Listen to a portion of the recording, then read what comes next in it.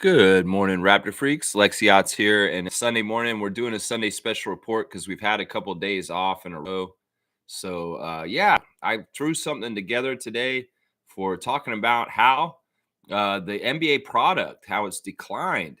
And, basically, I'm talking about during the tenure of Adam Silver being in charge. That, David Stern did a thing while he was commissioner of the NBA where he built up the brand and made it very valuable, made it more interesting, must-watch TV. He had great players like Magic, Bird, Michael, Reggie Miller, lots of great players that he marketed very, very well and got a huge audience and made the brand of the NBA huge over his decades of being in charge. Well, Adam Silver took over like maybe 10 years ago or so, maybe a little bit longer. And really, in that period of time, the NBA product has gotten worse and worse and worse. Honestly, it's not even just like the way the game is played. It's about like the quality. Now, I to a degree think that this is just indicative of everything in the world right now, whether it's movies, wrestling, music. Corporatism has ruined a lot of things and made it formulaic, uh, soulless, and just lacking some of the ingredients that you need to make something wholehearted and kind of like real and authentic. That in some ways there's a formula to doing things to make profit in big companies that is followed, and that ruins some of the very best special things about things, honestly, in some ways. One of the problems is that it's a product in itself and that it needs to be sold to the masses to make money for the people that are invested in it. And one of the things is that they want to anoint people to be the next LeBron James, to be the next Steph Curry, and they get a little ahead of themselves with anointing who they are, and they're not really coming through and being real and strong pillars for the league. That is a problem, seriously, that there's no successors to the era of LeBron, Steph, and Kevin Durant that are clear. That there's no stand-up alone kind of guy like LeBron or Michael Jordan or Bill Russell in this league right now. Nikola Jokic is a foreign player, and the NBA does not want to put him in the forefront, or maybe he doesn't want to be in the forefront himself, or he would be the most dominant player going into this new era, but he's not marketable friendly. In some ways, they drop the ball with people like Luka Doncic and Jason Tatum and Shai Gilgeous-Alexander with really just not building their legend correctly. In some ways, the NBA eats its own self. It doesn't allow anything to become something like Michael, Larry, or Magic. It's really kind of a crazy thing in some ways. This is just one aspect of the problems with the NBA. There's many, many aspects of different problems with the NBA. In fact, in some ways, there's all kinds of things. It's like a sinking ship where they got to try and plug all the holes to do something about it in certain ways. Now, some people would say, no, Lex, they're actually very successful right now. They're making tons and tons of money. And that is actually true. That's actually true. Let's not get it twisted. I'm not saying the NBA isn't successful in my stream today. What I'm saying is the quality of the product of the NBA has gone downhill. And that's different. And in some ways, once again, I can say this is indicative of most things in this world right now. The corporatism and corporate mentalities will give you less value and quality to what you get for what you pay for. And well, yeah, you guys want us to keep paying for the NBA League Pass and watching the games and going to games and merchandise and stuff like that. But the games just aren't the same as they used to be as far as entertainment, as far as different things. There's a lot of different reasons why it's like this. There's a lot of different reasons why. It's not no clear, simple answer. Some of it has to do with AAU and how they train basketball players now. Some of it has to do with the referees and how they call games. Some of it has to do with, just the fact that Adam Silver is a lawyer and a corporate head, and he's not someone who knows basketball really deeply.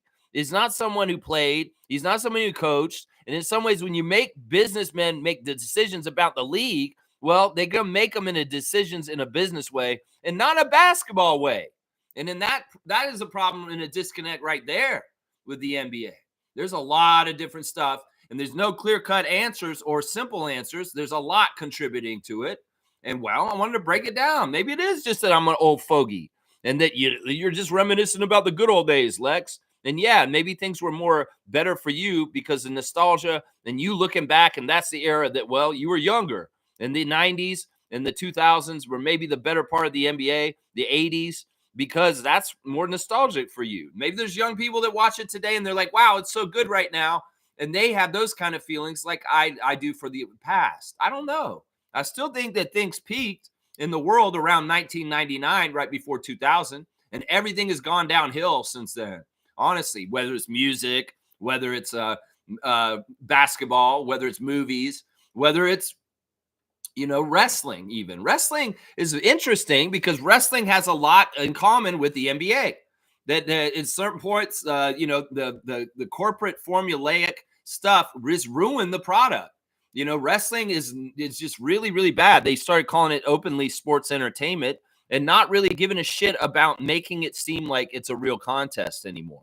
That is a big problem with that particular entertainment form. Wrestling is now, it's like they're not even trying to make it look like it's a real sporting event. They're not even trying to hide things. Kayfabe is dead.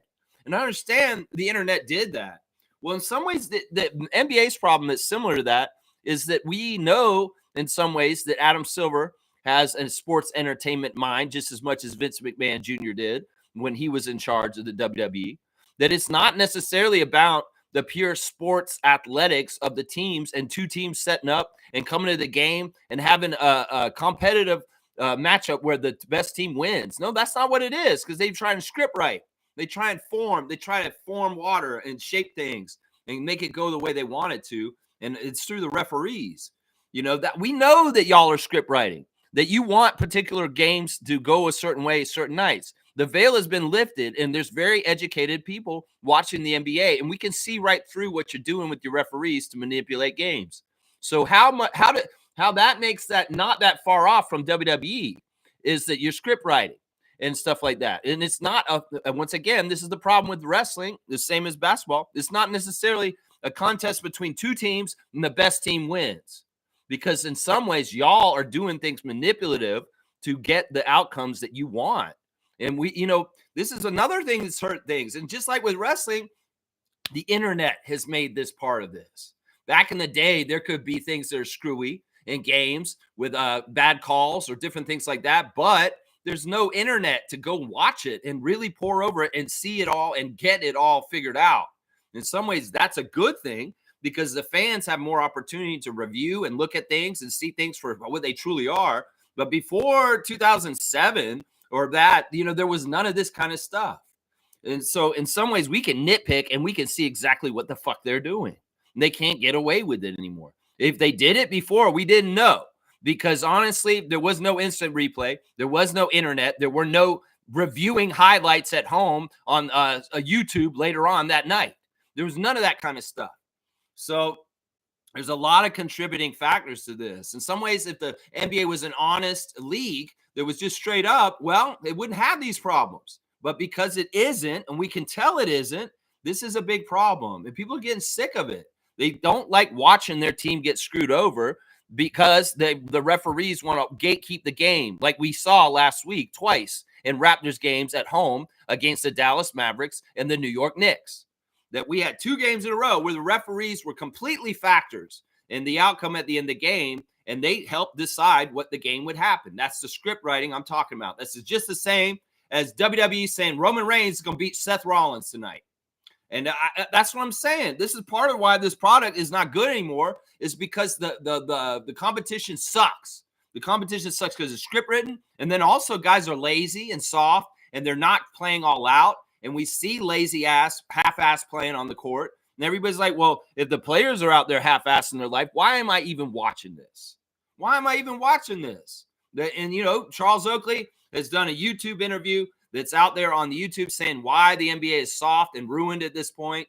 And part of it is that they're trying to protect players from getting hurt on big salaries. They go out, they can't play. Then all of a sudden, you don't have them available to be out there like LeBron said. Well, we still see good players that are supposed to be great sitting out for extended periods of time. It doesn't matter. Kawhi Leonard, Zion Williamson, Ben Simmons, people like that. So It's like, look, they make soft ass rules for the NBA, less physicality because they're trying not to get people hurt, but they're getting hurt anyway.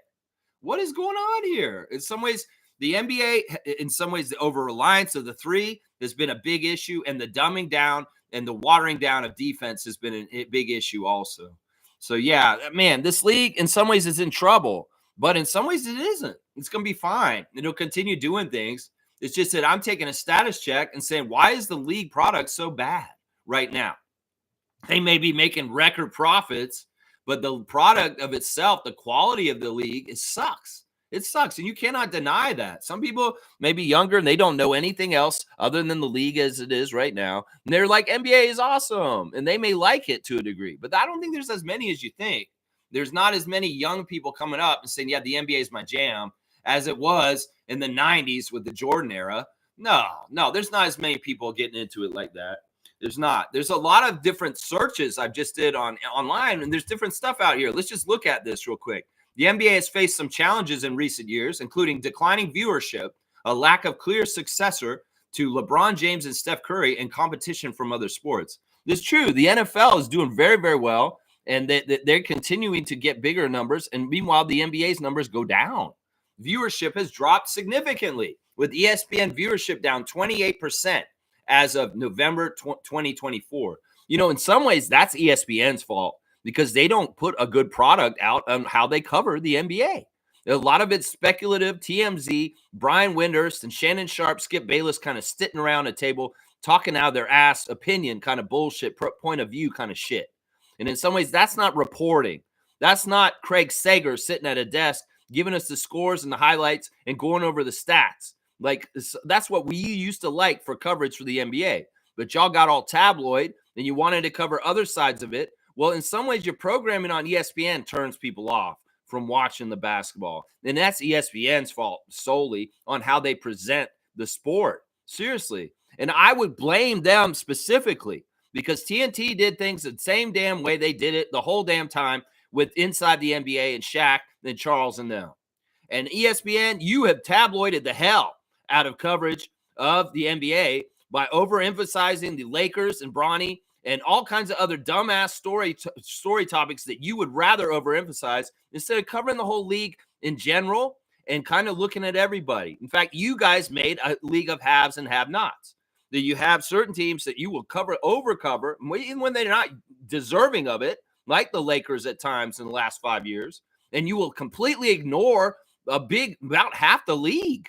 Half the league's teams don't get any coverage from y'all at this point. When I was a kid and I watched the NBA, you would see stuff about the Denver Nuggets. You would see stuff about the Indiana Pacers. You would see stuff about the Dallas Mavericks. You saw stuff about all the teams because they were all getting covered equally because it was the NBA and it was a league and it was a product. And in some ways, that shows that there isn't favoritism and bullshit about, oh, these teams are the haves and the have-nots, or these other teams we completely ignore. So you ignore a bunch of teams in your league. Well, this is part of why there's a decline and there's a problem with this league. Is because you, as Jason Whitlock puts it, you hate the league yourself and you hate the viewers. So you don't even want to cover all the teams. What is a fan of a team like Minnesota Timberwolves and you shaft them and you don't give them the same kind of coverage as the Lakers in certain ways? Well, that's part of the problem. You set your bed and that's why you got to lay in it like this. Seriously, lack of continuity. Some fans are turned off by the frequent changes to teams and uniforms and a large number of regular season games. The regular season games aren't the problem. This has not been the problem the whole time. Whether it's saying the league, the season's too long, the players are getting hurt too much, the players don't want to play so much. That's never been the problem. That's lazy ass talk. They played 82 games in this season for the NBA for a long, long time, and it never was a problem before. It's just a lazy ass softness in some ways of that. Now, sure, the league is a long schedule, and some people are not interested in fall at all. They like to watch it later when it's the playoffs and closer to the stretch run. But, you know, the in-season tournament was a good try and change to fix this in some ways. That turned off by the different changes in the uniforms and courts. I don't know if that's totally true. I mean, some people have been very turned off by the courts in the in-season tournament this year as far as their audacious brightness and just an annoying kind of look to them. Maybe they need to dial that back a little bit, sure. I don't think that having so many different jerseys and things like that for teams is actually a turnoff. Maybe some of the jerseys are ugly. Maybe some of the jerseys that don't make no sense to be connected to the teams. But I think that in some cases, the extra jerseys and stuff like that, the money grab of having more merchandise is not that bad, or not that bad of a thing to be turning people off. Yeah, competition. Other sports like UFC and Formula One are competing with the NBA for audiences now. There is the emergence of some other sports coming up, like UFC, like Formula One, but I don't really see them as direct competitors with the NBA. First of all, often their events are not on at the same time as NBA events. So I don't really see that. I know that there's a general entertainment dollar competition, especially in a tightening economy where people don't have a lot of extra money to spend, that they got to spend money between the Leafs or the Raptors or the Jays and the Raptors. There may be a little bit of a competition between sports and venue, different things you could go do just because of what you can afford. But I don't know if it hurts viewership. In some ways, viewership is not hurt by a UFC fight that is at like 9 p.m. on a Saturday night, unless the game is on Saturday night at the same time. Usually that's not a problem with that. Audience demographics. Younger viewers are less likely to watch live sports than millennials and are more likely to get their entertainment from social media. This is part of the problem, honestly, that the media world is changing in how we digest our media. It used to be network television, then it went to cable, then it's gone to streaming services more and more. And now, in some ways, it's not even streaming services anymore. It's things like Facebook and Instagram where you just get brief little snapshots of stuff. And a lot of people are watching in those kind of weird ways and stuff. That is true. And I think that every kind of entertainment entity has had to deal with this, the ever-changing way that we get our content.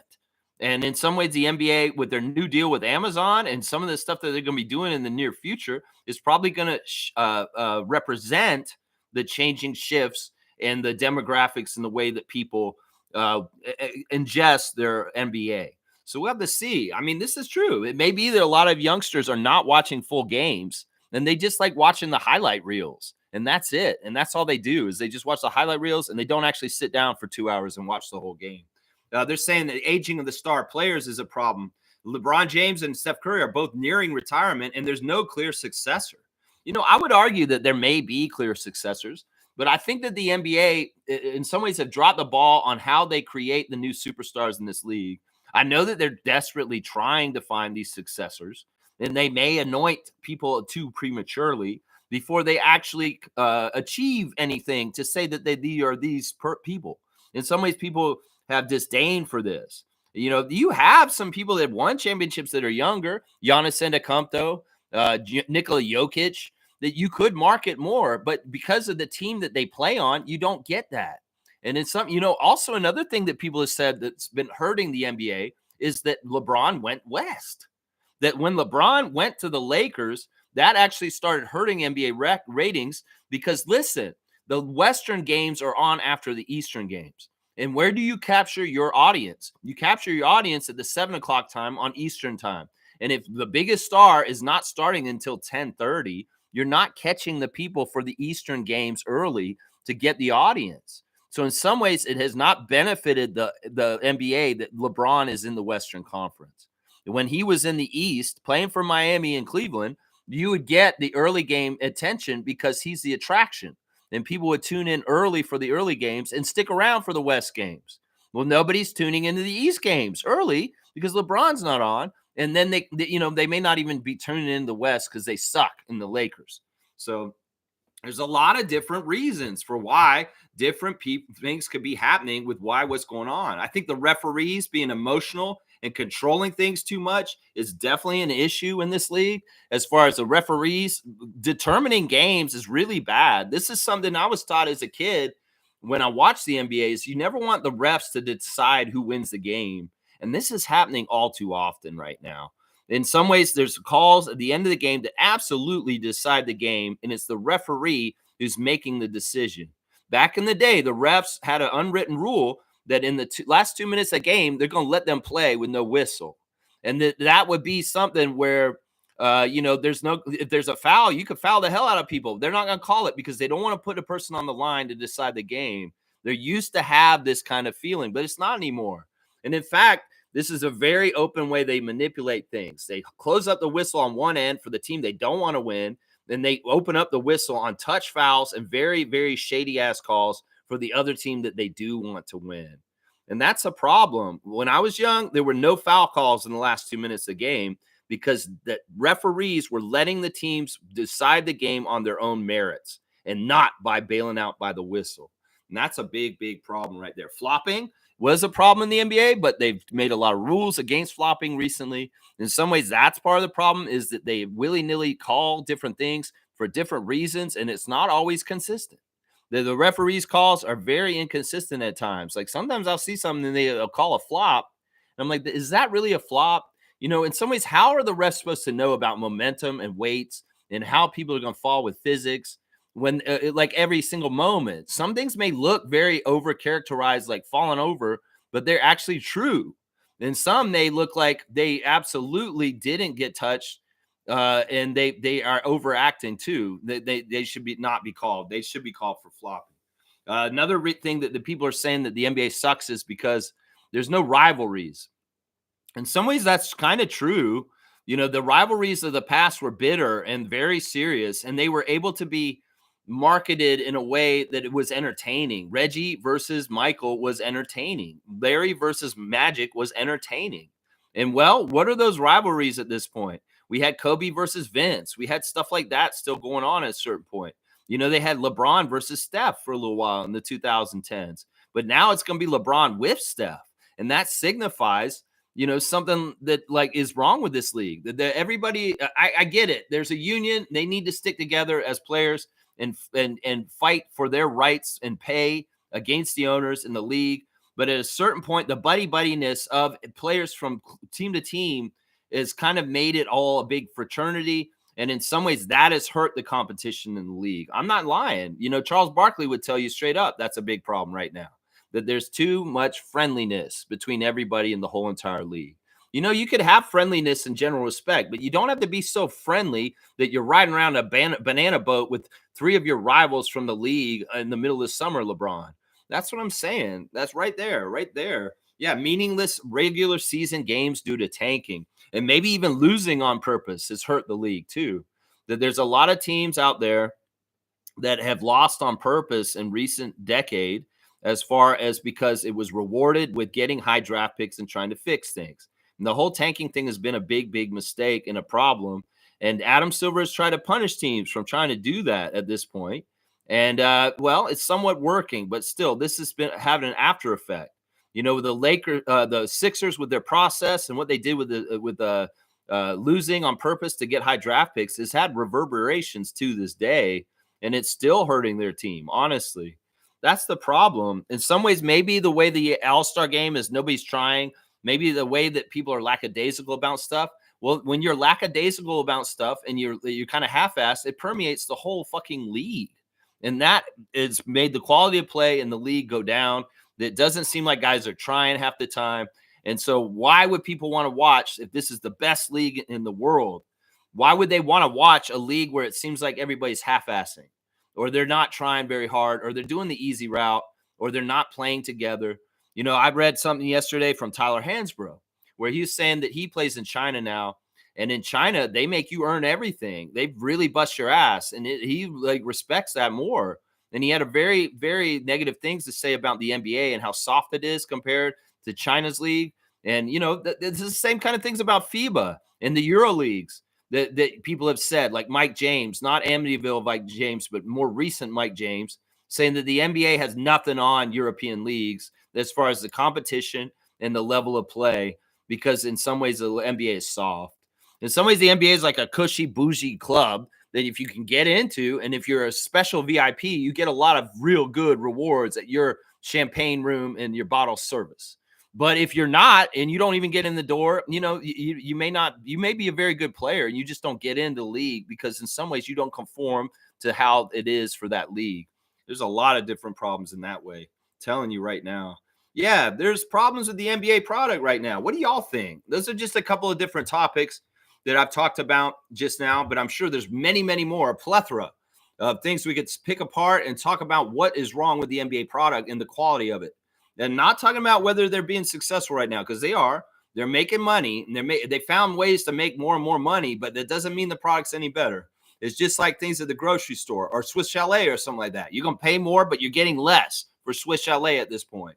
The same thing with grocery stores, shrinkflation, all kinds of stuff. They're having record profits. Doesn't mean anything's good because the quality sucks. You're getting less and shittier quality for paying more right now. It's kind of how the whole world is working right now. Anyway, all right, let's see. Trevor J saying, be grateful for every second of every day that you get to spend with the people you love. Life is so precious. There you go. Yeah, really, really value it. And, don't take it for granted. That's always an important message on any day. Thank you for the words of wisdom, Trevor J. He's also informing us that the Oklahoma City Thunder and the Milwaukee Bucks won yesterday, and they are going to the finals for the NBA Cup on Tuesday, taking care of the Rockets and the Hawks yesterday. Yeah, that's who I predicted was going to be there yesterday morning. And, well, now I'm going to say, I'll go further, and I'll say the Thunder are going to win this, and the SGA is going to be the MVP of the NBA Cup this year. And I'm all about that. That's fantastic. That'll be a great feather in his cap to get him in the running for the MVP race by the end of the year. If he wins the NBA Cup and he's the NBA Cup MVP, well, that may help him get that MVP at the end of the year. Fiercey's here. Good morning, Trevor J and fam. Happy Sunday. Good morning to you, MJ. Great words of wisdom. Glad OKC won. I really enjoy watching them. Sadly, Houston Rockets fans seem to be annoyed with Fred's lack of productivity. 0 for 9 on three-pointers, not enough assists. Okay, I saw the post you put in the chat this morning about the Rockets fans and what they're saying about him. A lot of it mirrors some of the criticisms of Fred and disillusioned Toronto Raptors fans up here who have a point of view that Fred is a really shitty player and they hate him. Some people are saying they want him to get out of here. The telling stat that I saw in those posts that you posted is that Fred only has 9 assists to Jalen Green this whole entire year. This is what I'm going to say about this. And I'm going to take Fred's side as normal. Listen, Jalen Green is not a good NBA player. Jalen Green, in some ways, embodies part of the problems with the NBA that I'm talking about right now. He's all flash. He's all sizzle, not enough steak. And in some ways, if he had fundamentally learned the game better in certain ways, it wouldn't be a problem. People are going to blame Fred and say, oh, he's not hooking up Jalen. He's not doing this. He's not doing that.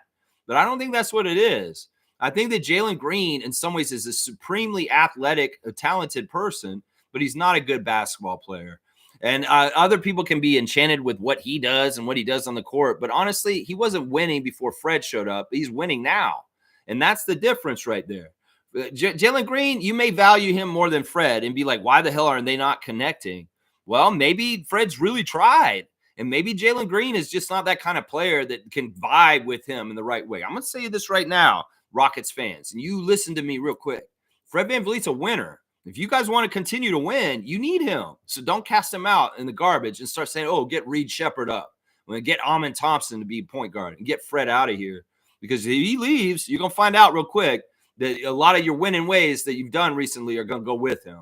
Jalen Green does not win for y'all. Seriously. He is a high-volume player that's athletic, but in some ways he's a garbage player. And I honestly would never want him on my team. Miami Heat fans want you to trade him to Jalen Green to Miami now because they love to have him in Miami. They feel like he'd be so good and fitting in there. Maybe he would, but I don't know if he'd fit Heat culture either. So, yeah, y'all can scapegoat Fred all you want. Part of it is your pain over losing in the semifinal game in the NBA Cup yesterday. That you just want to scapegoat someone. And Fred, maybe his line is easy for you to scapegoat. Once again, I say you don't even get to that point of the NBA Cup without Fred VanVleet helping you get there. So be careful what you wish for. And I'll say that right now, because here in Toronto, we understand the absence of Fred VanVleet since he left. And if y'all really want to cast him out just because of all this shit and y'all overreacting to one loss yesterday, you go ahead. You go ahead and make the fatal mistake. That, yeah, it's a fatal mistake. Trust me, because you'll lose a lot. Y'all think you're all bad and high mighty with Alperen Sengun and a lot of your good young players. Well, Fred is directing them.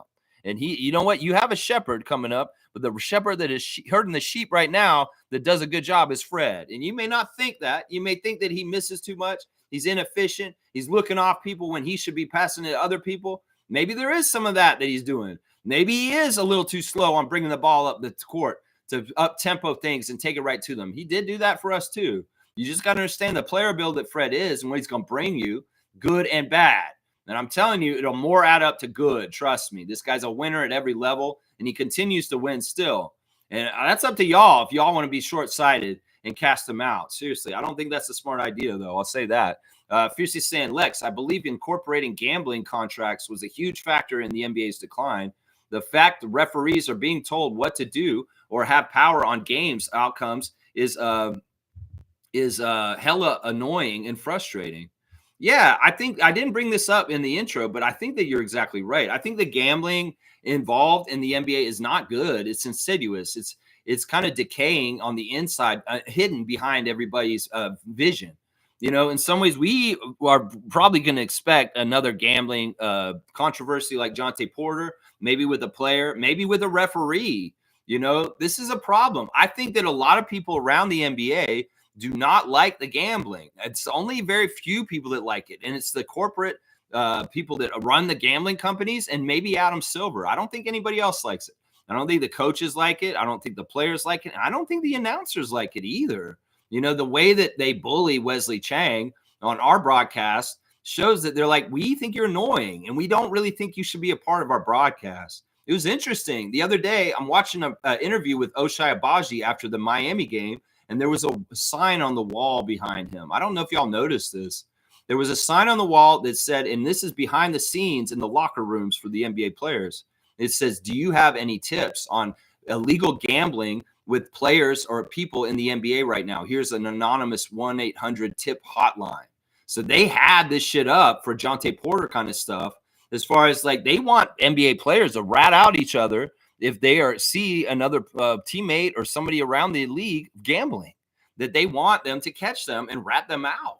So that was very interesting to see that sign behind Ochai Agbaji when he's doing his practice interview, that the NBA has those kind of signs up behind the scenes for the players, just in case. There's an anonymous tip line that players can rat each other out if they are gambling like Jonte was. So very, very interesting. Yeah, Fiercely saying gambling contracts as in legalized gambling platforms. That's right.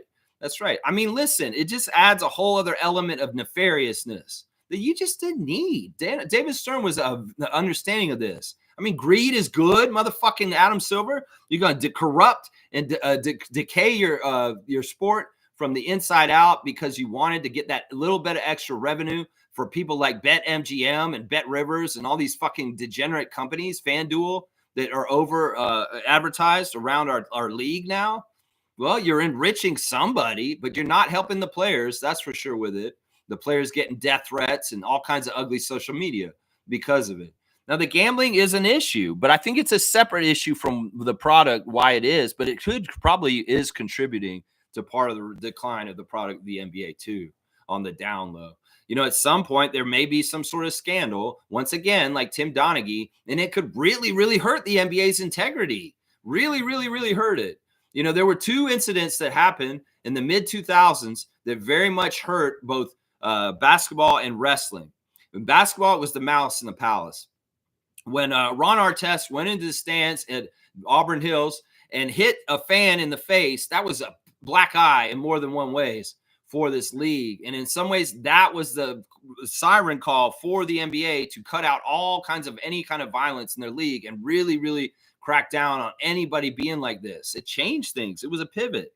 And similarly in wrestling, when Chris Benoit murdered his family and then himself, that really was a catalyst for changing a lot of things around that too, because it was bad press. It made both these entities look really bad, the NBA and WWE. So, you know, that ugliness caused change. And in some of the change has been good, obviously. The concussion protocols for the NBA, for WWE, but also for the NBA, they stopped a lot of the violence. No more Kermit Washington punching Rudy Tomjanovich in the face. No more that kind of really crazy, kind of brutal stuff around the NBA. But in some ways, they needed to get that out. But in some ways, it softened things too and kind of discouraged things. I mean, it's crazy. Fiercely saying, I'd rather watch meds over-the-counter drug ads with 24 side effects listed than freaking gambling ads. You know, in some ways, I hate it. It's like FanDuel comes on and says for everything Raptors that you need. Bullshit, motherfucker. You don't have anything Raptors that I need from FanDuel. Fuck you, you fuckers. You think that you have everything for Raptors fans? No. I hate that. I don't like how they're inundating everybody with the messages like that. And I feel bad for young people that are going to grow up in a world where just this is normalized. It's too bad. It didn't have to be this way. This switch and change is not a good one. And in the long run, you're going to find out more and more, Adam Silver. In fact, you may be known as the guy who destroyed the league that David Stern built by the end of your tenure. Trust me. Seriously, it's starting to look more and more like that.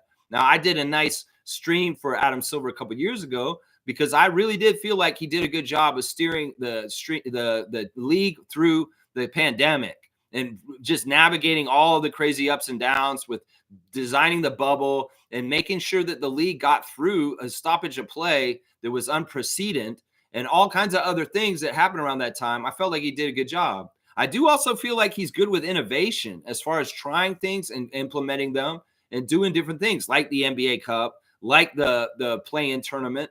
But I still feel like that his decision to include gambling, legalize gambling around the league is a big, huge fucking fuck up. And over the long-term time, he's going to find that out real soon, real soon. At some point, he's going to find out that it is a really bad idea. Fiercely saying also every year they come up with new rules or change rules, hindering teams focused on the defensive side or the other way around. Hence confusion amongst viewers and foul calling as it always evolves. Yeah. The rule changes are fine. And the NBA has always done rule changes throughout the history of it here and there. The 3-point line wasn't added until a certain point. Different things get changed. There's nothing wrong with that. But in some ways, part of it is that the rule changes that they've made under Silver's tenure have opened things up. As somebody put it, that Silver made a league with rules that allowed a little guy like Steph Curry to blow up and be so good like he is. In some ways, he took all the power away from the big guys and the physicality down low. It used to be a big man's league, and he gave all the power to a small guard like Steph Curry that can bomb threes like crazy. That's part of the problem. We need more balancing out where the defense has a little bit more power, and they have tried to do that this year. I have to give them credit that they're trying to move in that right direction. But in some ways, we're seeing more of a rash of injuries, partly because he had to open up some more physicality and defense allowable in the league, which he did this year. The problem also is the continuity of the referee's calls is not the same, and they're not doing it the same for everybody, and not even at the same times of the year. Like right now, in the beginning of the year, they may call things more like FIBA and allow more physicality on defense like they have so far this year. But by the end of the year, they could change that and revert to their old ways, or they could do it on purpose. And all of a sudden, stuff that was not fouls at the beginning of the year is becoming fouls all of a sudden. And it's inconsistent. In some ways, referees are going to be inconsistent with their calls no matter what, to an extent, because they're human. But at the same time, if it's like, there's no rhyme or reason to the rule book, and it's all subjective, and it's changing by the season, by the game, and by the quarter, that's tough to deal with. We can play a certain way if you give us the fair rules right from the start, and we understand exactly what the rules are, and you're not changing them during the game. We can play a straight up level of competition, may the best team win. But when you manipulate things by calling fouls not at all at the beginning of the game, but getting real touchy at the end of the game, yeah, that's manipulation right there. And we can see that. You need to be consistent with your calls and your rule book. And your rule book is too much areas of interpretation, and that's part of the problem. And like I said, you guys can make up whatever excuse for how you call things, because you'll just say, oh, his shin grazed against his leg or this or that. And even when it's very apparent that y'all are getting calls wrong, the replay and the challenges, and you still are like getting them completely wrong, well, that hurts the integrity of the game too, is because people watch it. You guys have instant replay. You have challenges. You have all these things that you do now, and you still get shit wrong. And it doesn't make your officiating or the quality of the product look good because of that, is what I'll say right there. Yeah, Fiercely saying FIBA games are way more pleasant to watch. Yeah, in some ways they're more raw, pure athletic competition. Now, in the Olympics, I will say there was some railroading for the host team, the France team, and helping them and trying to, big money around Victor. in that matchup against the U.S. for the gold medal. In some ways, Nike wanted that. They wanted a matchup of Victor versus USA. And well, the officials in France made sure that happened. So FIBA competition is just as compromised with storyline writing as the NBA in some ways. But also at the same time, if there isn't any big deal like the host country, France, getting their hand held through Japan, Canada, and the Australian team to get to the finals against the United States, which is what happened in Paris. Hello. Then, most of the time FIBA competitions are pretty fair. And you see, like, may the best team win. And that's that's all we want. We want a real competition, a real level, like, kind of playing field where it's the best team wins, and put them in there, and no manipulation. We're sick of manipulation. That's what we're sick of. Trevor J saying good morning to Fiercey. And Fiercey saying it is scripted and extremely frustrating as a fan to see their team being railroaded by refs, not even by other players. Yes, that's the thing. You cannot be like WWE, Adam Silver. You cannot seem like you're sports entertainment and that the outcome is decided in certain ways, and y'all help the outcome happen certain ways. Fans are very educated. We all have internet, and we're able to go and search and look for things. It's like this is a moment of truth. There's going to be a lot of fakery with AI and other bullshit.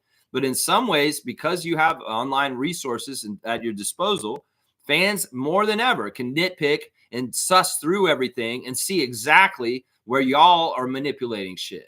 And that's the problem right there. We can have a channel like Angry Old Hoops Head, and he'll go look at everything y'all are doing to help LeBron, and he'll break it right down for everybody to see.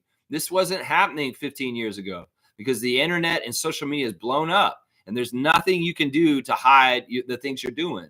So why not just change things and be straight up and allow it to be a wide open competition where you're not trying to favor your big market teams? That is a big issue right there. You guys obviously are trying to favor the Lakers, the Knicks, the Celtics, the Sixers, the Heat, and the Warriors. You have very particular favorites that you overmarket to us, and then also you help during games in different ways to help them get a little further. So in some ways, y'all need to make it a very level playing field once again and stop the fucking manipulation, because that will make people feel like, you know what, my team has more of a chance, even though we're a small market.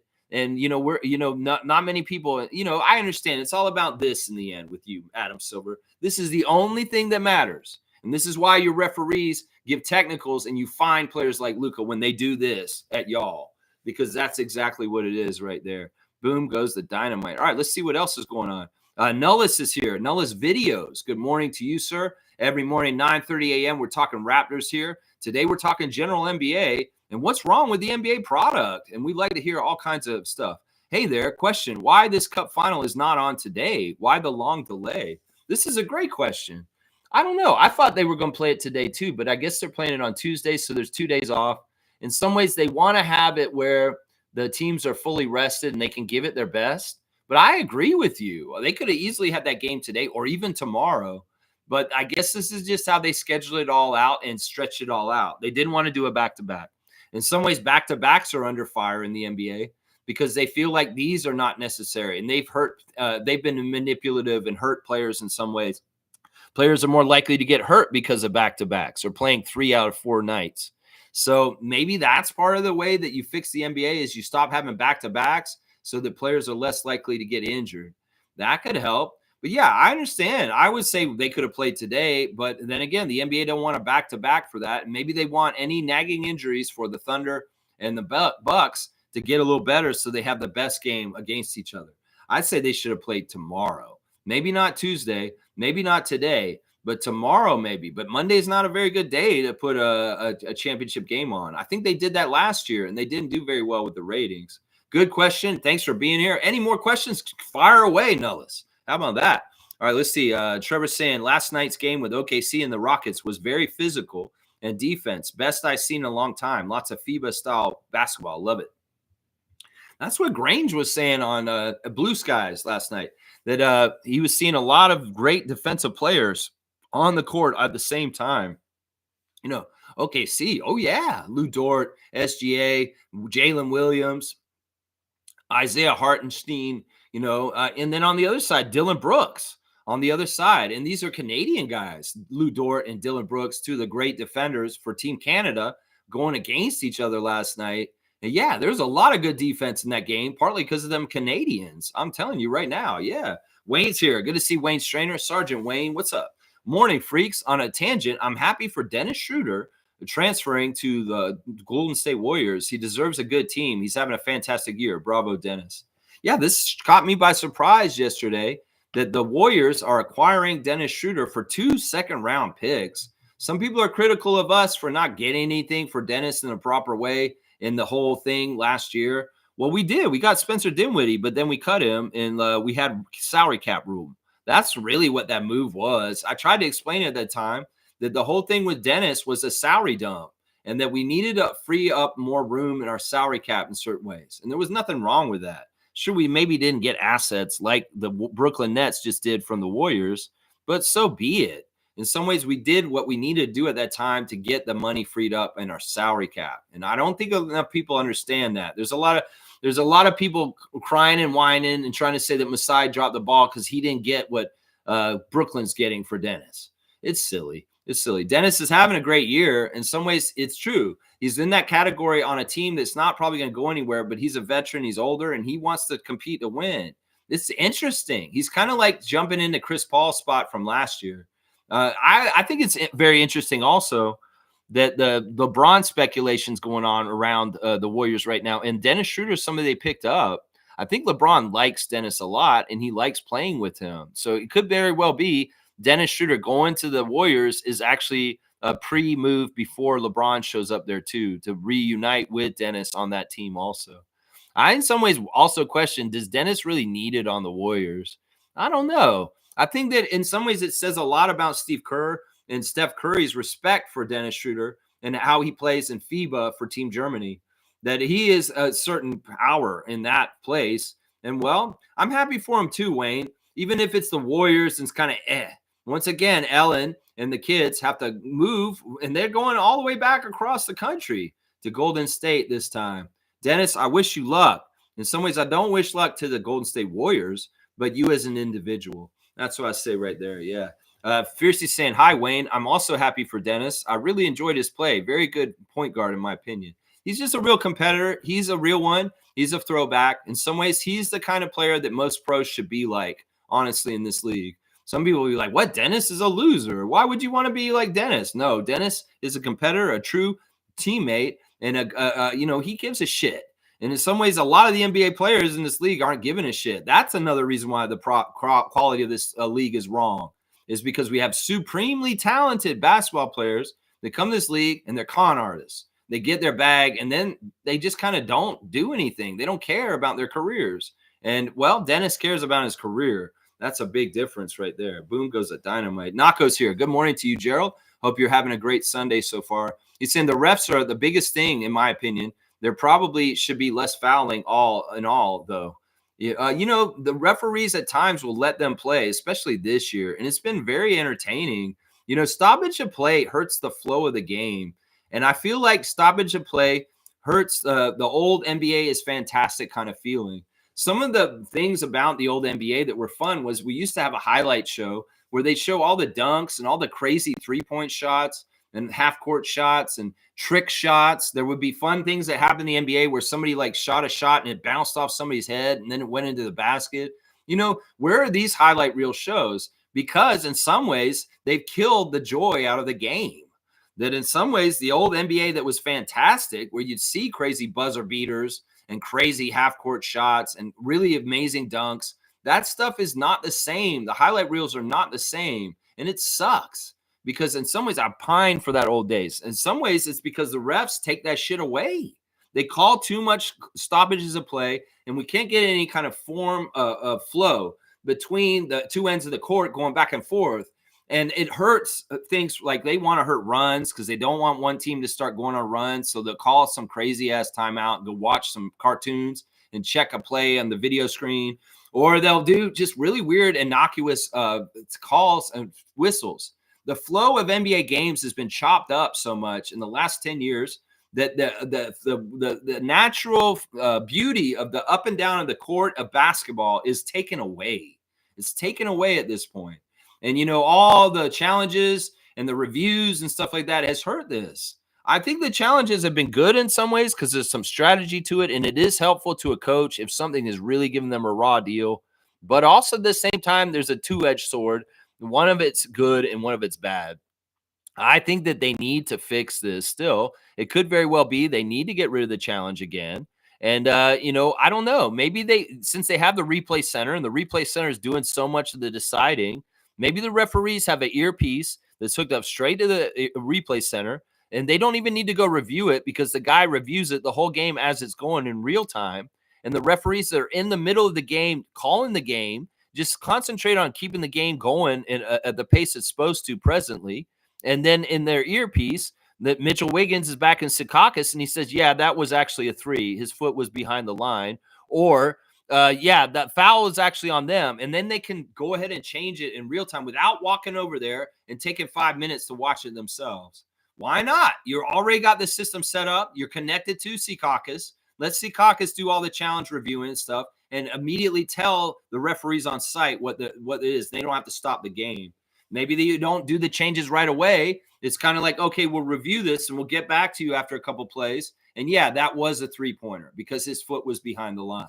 There's simple. The technology is there. Do it. And the whole thing is there's a flow to the game. These guys warm up before the game to get going so they can make shots. And well, if you stop the game for 10 minutes, they're getting cold. And no wonder they come back and they brick a bunch of shots and the game looks ugly and the quality of the product goes down.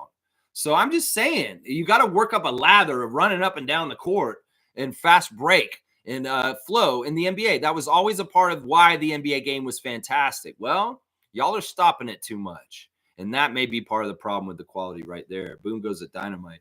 Trevor's saying, they said if SGA wins the NBA Cup, he's going to be winning the MVP. I agree with this.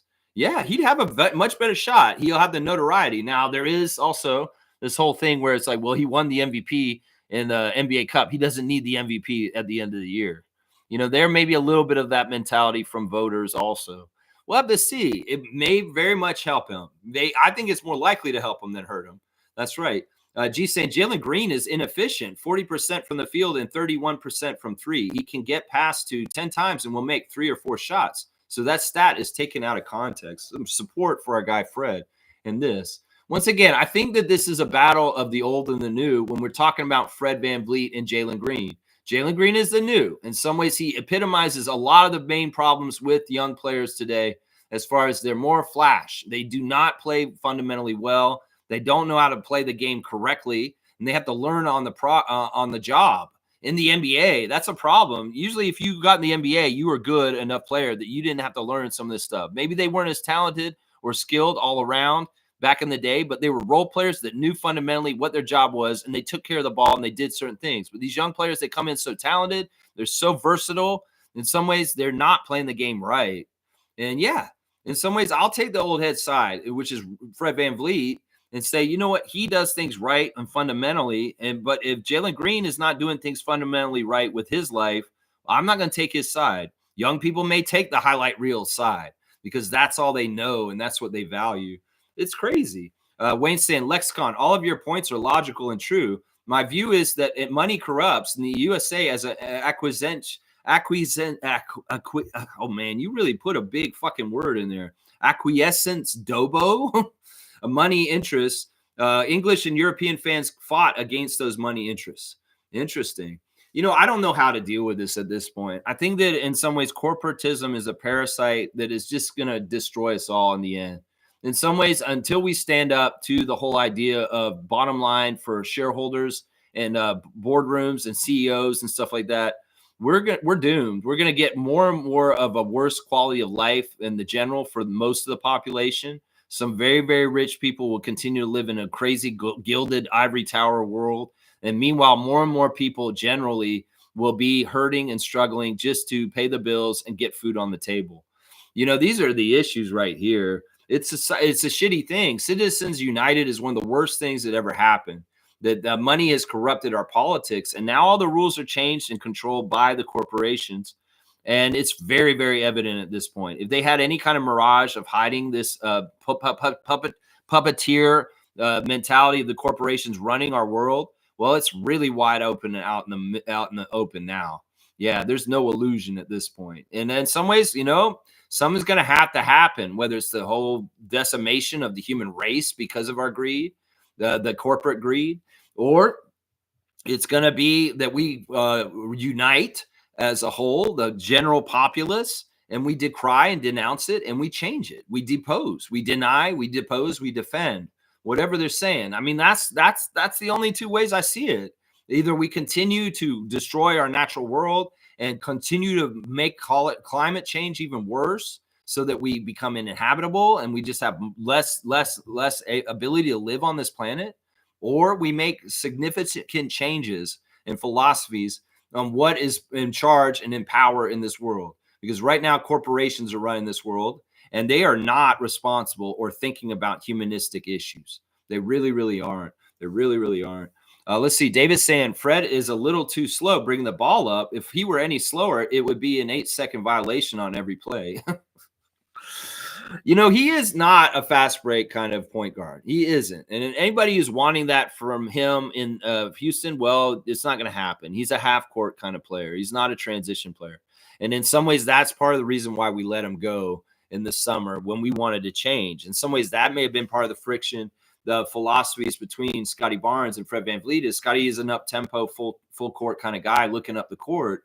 And, well, Fred in some ways is a floor general that wants to set the tempo and kind of calm the game down and kind of finesse and massage the game his own way by what he does. And it's not that his way is wrong. It's just that in some ways people will get mad at it because they may see opportunities like in the game yesterday where Fred could have looked up court and pushed the tempo up to get it up the court. I can get that. I know as a Raptor fan and watched Fred for most of his all his career before Houston, I understand that aspect about him and how that can be frustrating for people. I can. 44.5. Good morning to you. New name in the chat. Always here in the morning, 9:30, talking Raptors and NBA in general. Welcome. Thank you for coming and subscribing. Fred has one important fan. His name is M.A., who played him 42 minutes last night. But what the hell does M.A. know? There you go. Boom goes a dynamite. That's a great point right there. In some ways, listen, they didn't pay him $40 million to come and sit on the bench. Some people want him to be benched for Amon Thompson or Reed Shepherd already. But listen, what are you going to do? That's not good management. In some ways, y'all have put your lot in with Fred right now with that contract. Well, if you don't like him, his contract's up, let him go the next time it comes around. But I think that the coach, as 44.5 is put here, that's the person that matters the most. And honestly, Udoka wants to do things right. He knows that Fred is the guy who's going to be the leader to help him do that. So exactly right. It doesn't matter what the fans think. In some ways, they don't know jack shit compared to M.A. Udoka, the coach of the Rockets. And that's who matters right there. That's right. David's saying he knows how to wheel broads. That's for sure. Okay, David, cheap shot. Cheap shot right there. He's not a Celtic anymore, so I don't have any animosity towards M.A. Udoka. In some ways, I think that he was awesome because he hurt the Celtics bad. So in some ways, I'm a fan of the coach of the Rockets, partly because he really caused some shitstorm for the Celtics franchise for a little while there. So I like him. In some ways, he's also the coach. I like the Rockets in general because of Fred and Dylan. And, I have more and more respect for them, their coach also. Because in some ways, he's in a bad place. It's not an easy job, the Rockets. And I think he's doing a good job. Kaz is saying good morning. Good morning to you, Kaz. It's Sunday. He's off the road. He's at home today. Nako's saying gambling culture lives all across the internet. Yeah, it's not just even the stuff that has to do with the NBA. There's all sports and different things are getting. It's a degenerative kind of thing. In some ways, this is just an easier way for big corporations to steal more money from poor people that don't need to lose the money. It's sad. How many people out there have debt because of gambling? How many people out there are not feeding their children properly because of gambling? It's a social problem. And in some ways, if we're a social society that is responsible and looking out for each other, there should be better regulations on this. Well, there's regulations on destroying the environment because, people want to go and build corporations or things like tearing down the rainforest to put more bananas up or some shit. There should be regulations on this and safeguards because in some ways there's a lot of societal damage and decay that you can do with social problems related to gambling. And that's in some ways that comes a moralistic topic. In some ways, like a morality topic. Like, if I was a CEO of a gambling company, I would not be able to sleep well at night. These people justify things in their own head, make it okay for what they're doing, but they don't understand the pain and misery that they spawn. Just like a CEO of a healthcare company, like one that got shot in the street last week. Yeah, yeah. Gambling culture is all over the internet. Well, thank God I'm not trying to see it all, and I block it out myself. I have an addictive personality. I'm an alcoholic. And if I open that door to start gambling, well, I would probably destroy my life. And I know this. I'm very cognizant of this. I have to do my 12 steps all the time. And one of my steps is, Lex, you can never gamble. And if you did, you may destroy yourself because you have an addictive personality. You don't know how to stop. And that's why it's immoral right there. Is a certain level of, ooh, that feels good when you win a bet, and it gets addictive. And then all of a sudden people are losing their houses because of this. That's moralistically wrong, in my opinion. The lottery is one thing where you're paying a bunch of money because you want to try and win $1 million and stuff like that. But the gambling around sports is a whole other thing. And like I said, young people today, they're coming into the world and learning that this is just normalized around sports. I feel bad for them because it never used to be like this, at least when I was a kid. It never used to be like this. Trevor's saying they're saying life is good for SGA. He had a baby and got married to his longtime girlfriend over the summer. Okay, yeah, SGA. I mean, he's got everything in the world that he needs, and he's one of the best players in the league, honestly. Cass saying, I agree, Lex. All this betting is a bunch of clown show BS.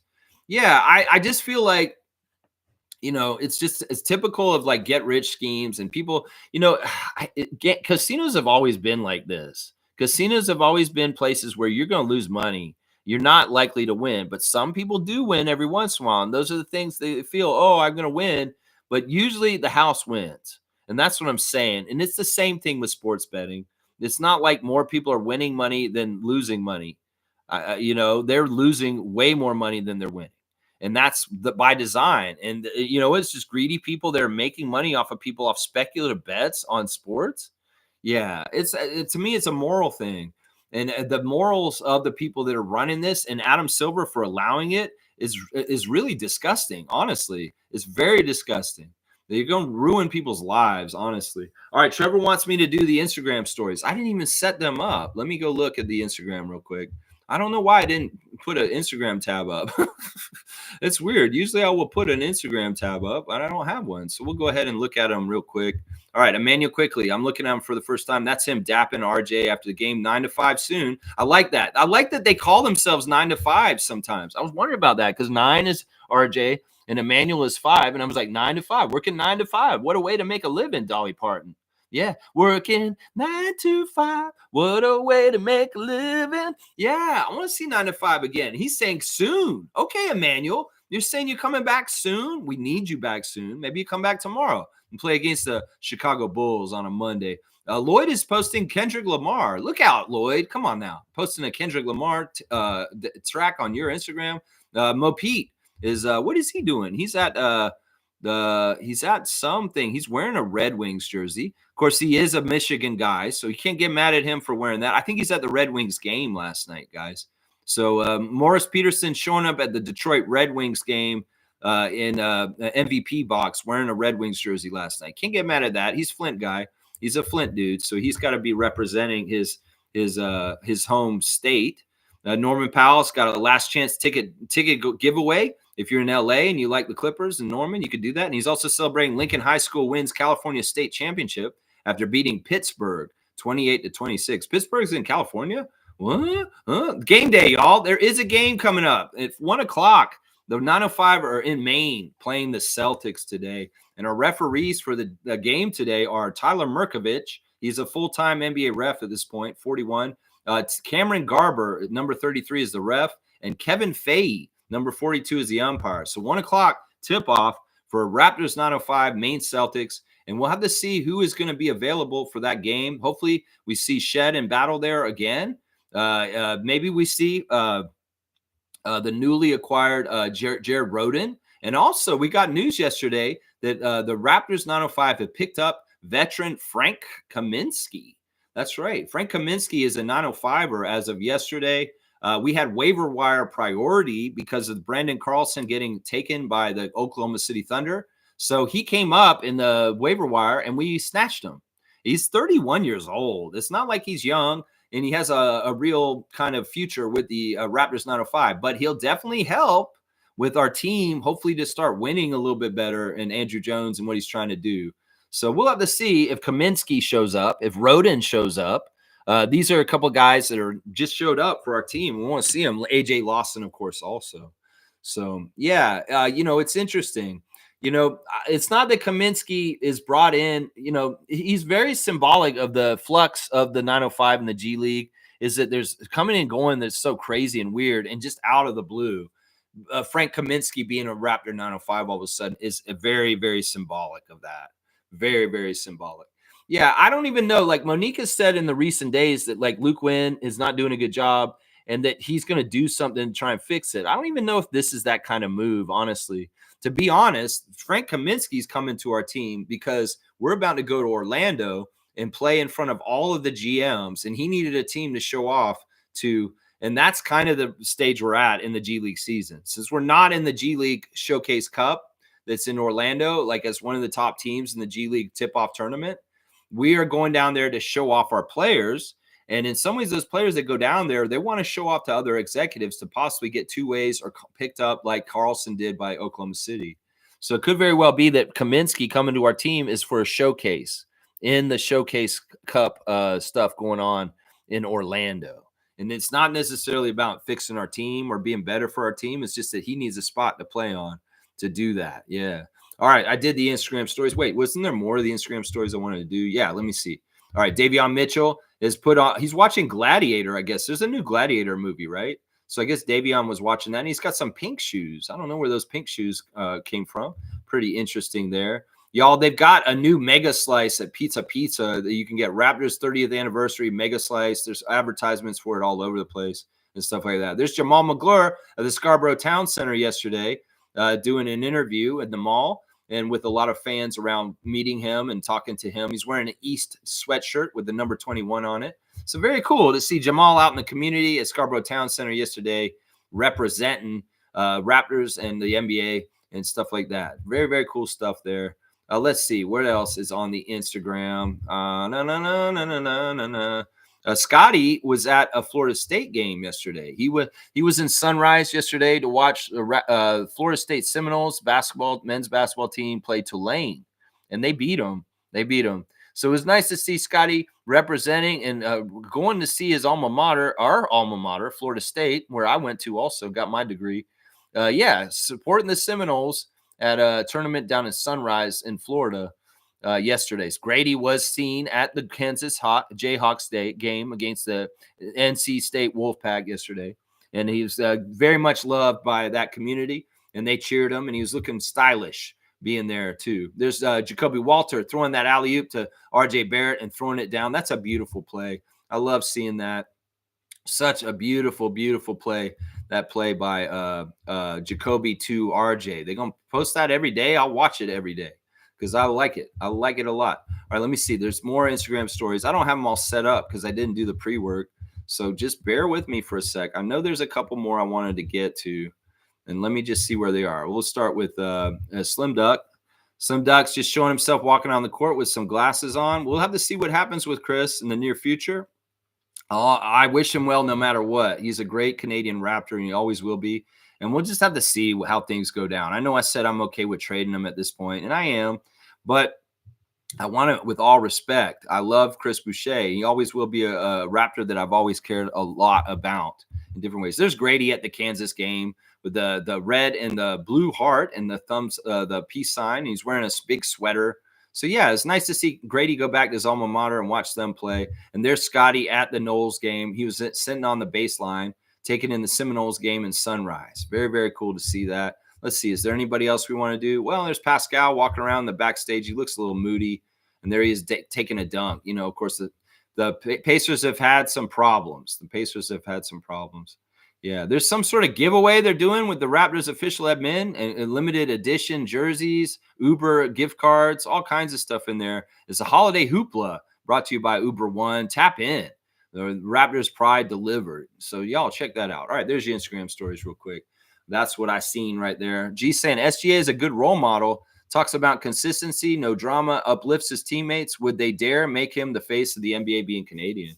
I think that's part of the problem with the NBA product too, is that they have natural stars that they want to pick and choose who they promote.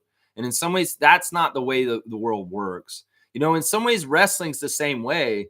Wrestlers could be like chosen by the executives to be the next one. But if the fans reject them and they don't like them, well, they're not going to get the heat, whether it's positive or negative, that they want them to. You can't decide this shit, NBA.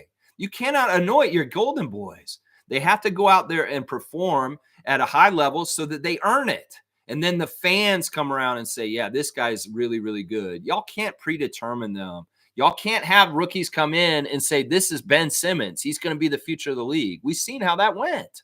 So this is part of the problem. Y'all can't anoint your golden boys. Your golden boys have to rise and earn it and be bona fide, legitimate golden boys. And you can't hold back people that should be golden boys just because you don't like them or they're not marketable in your eyes.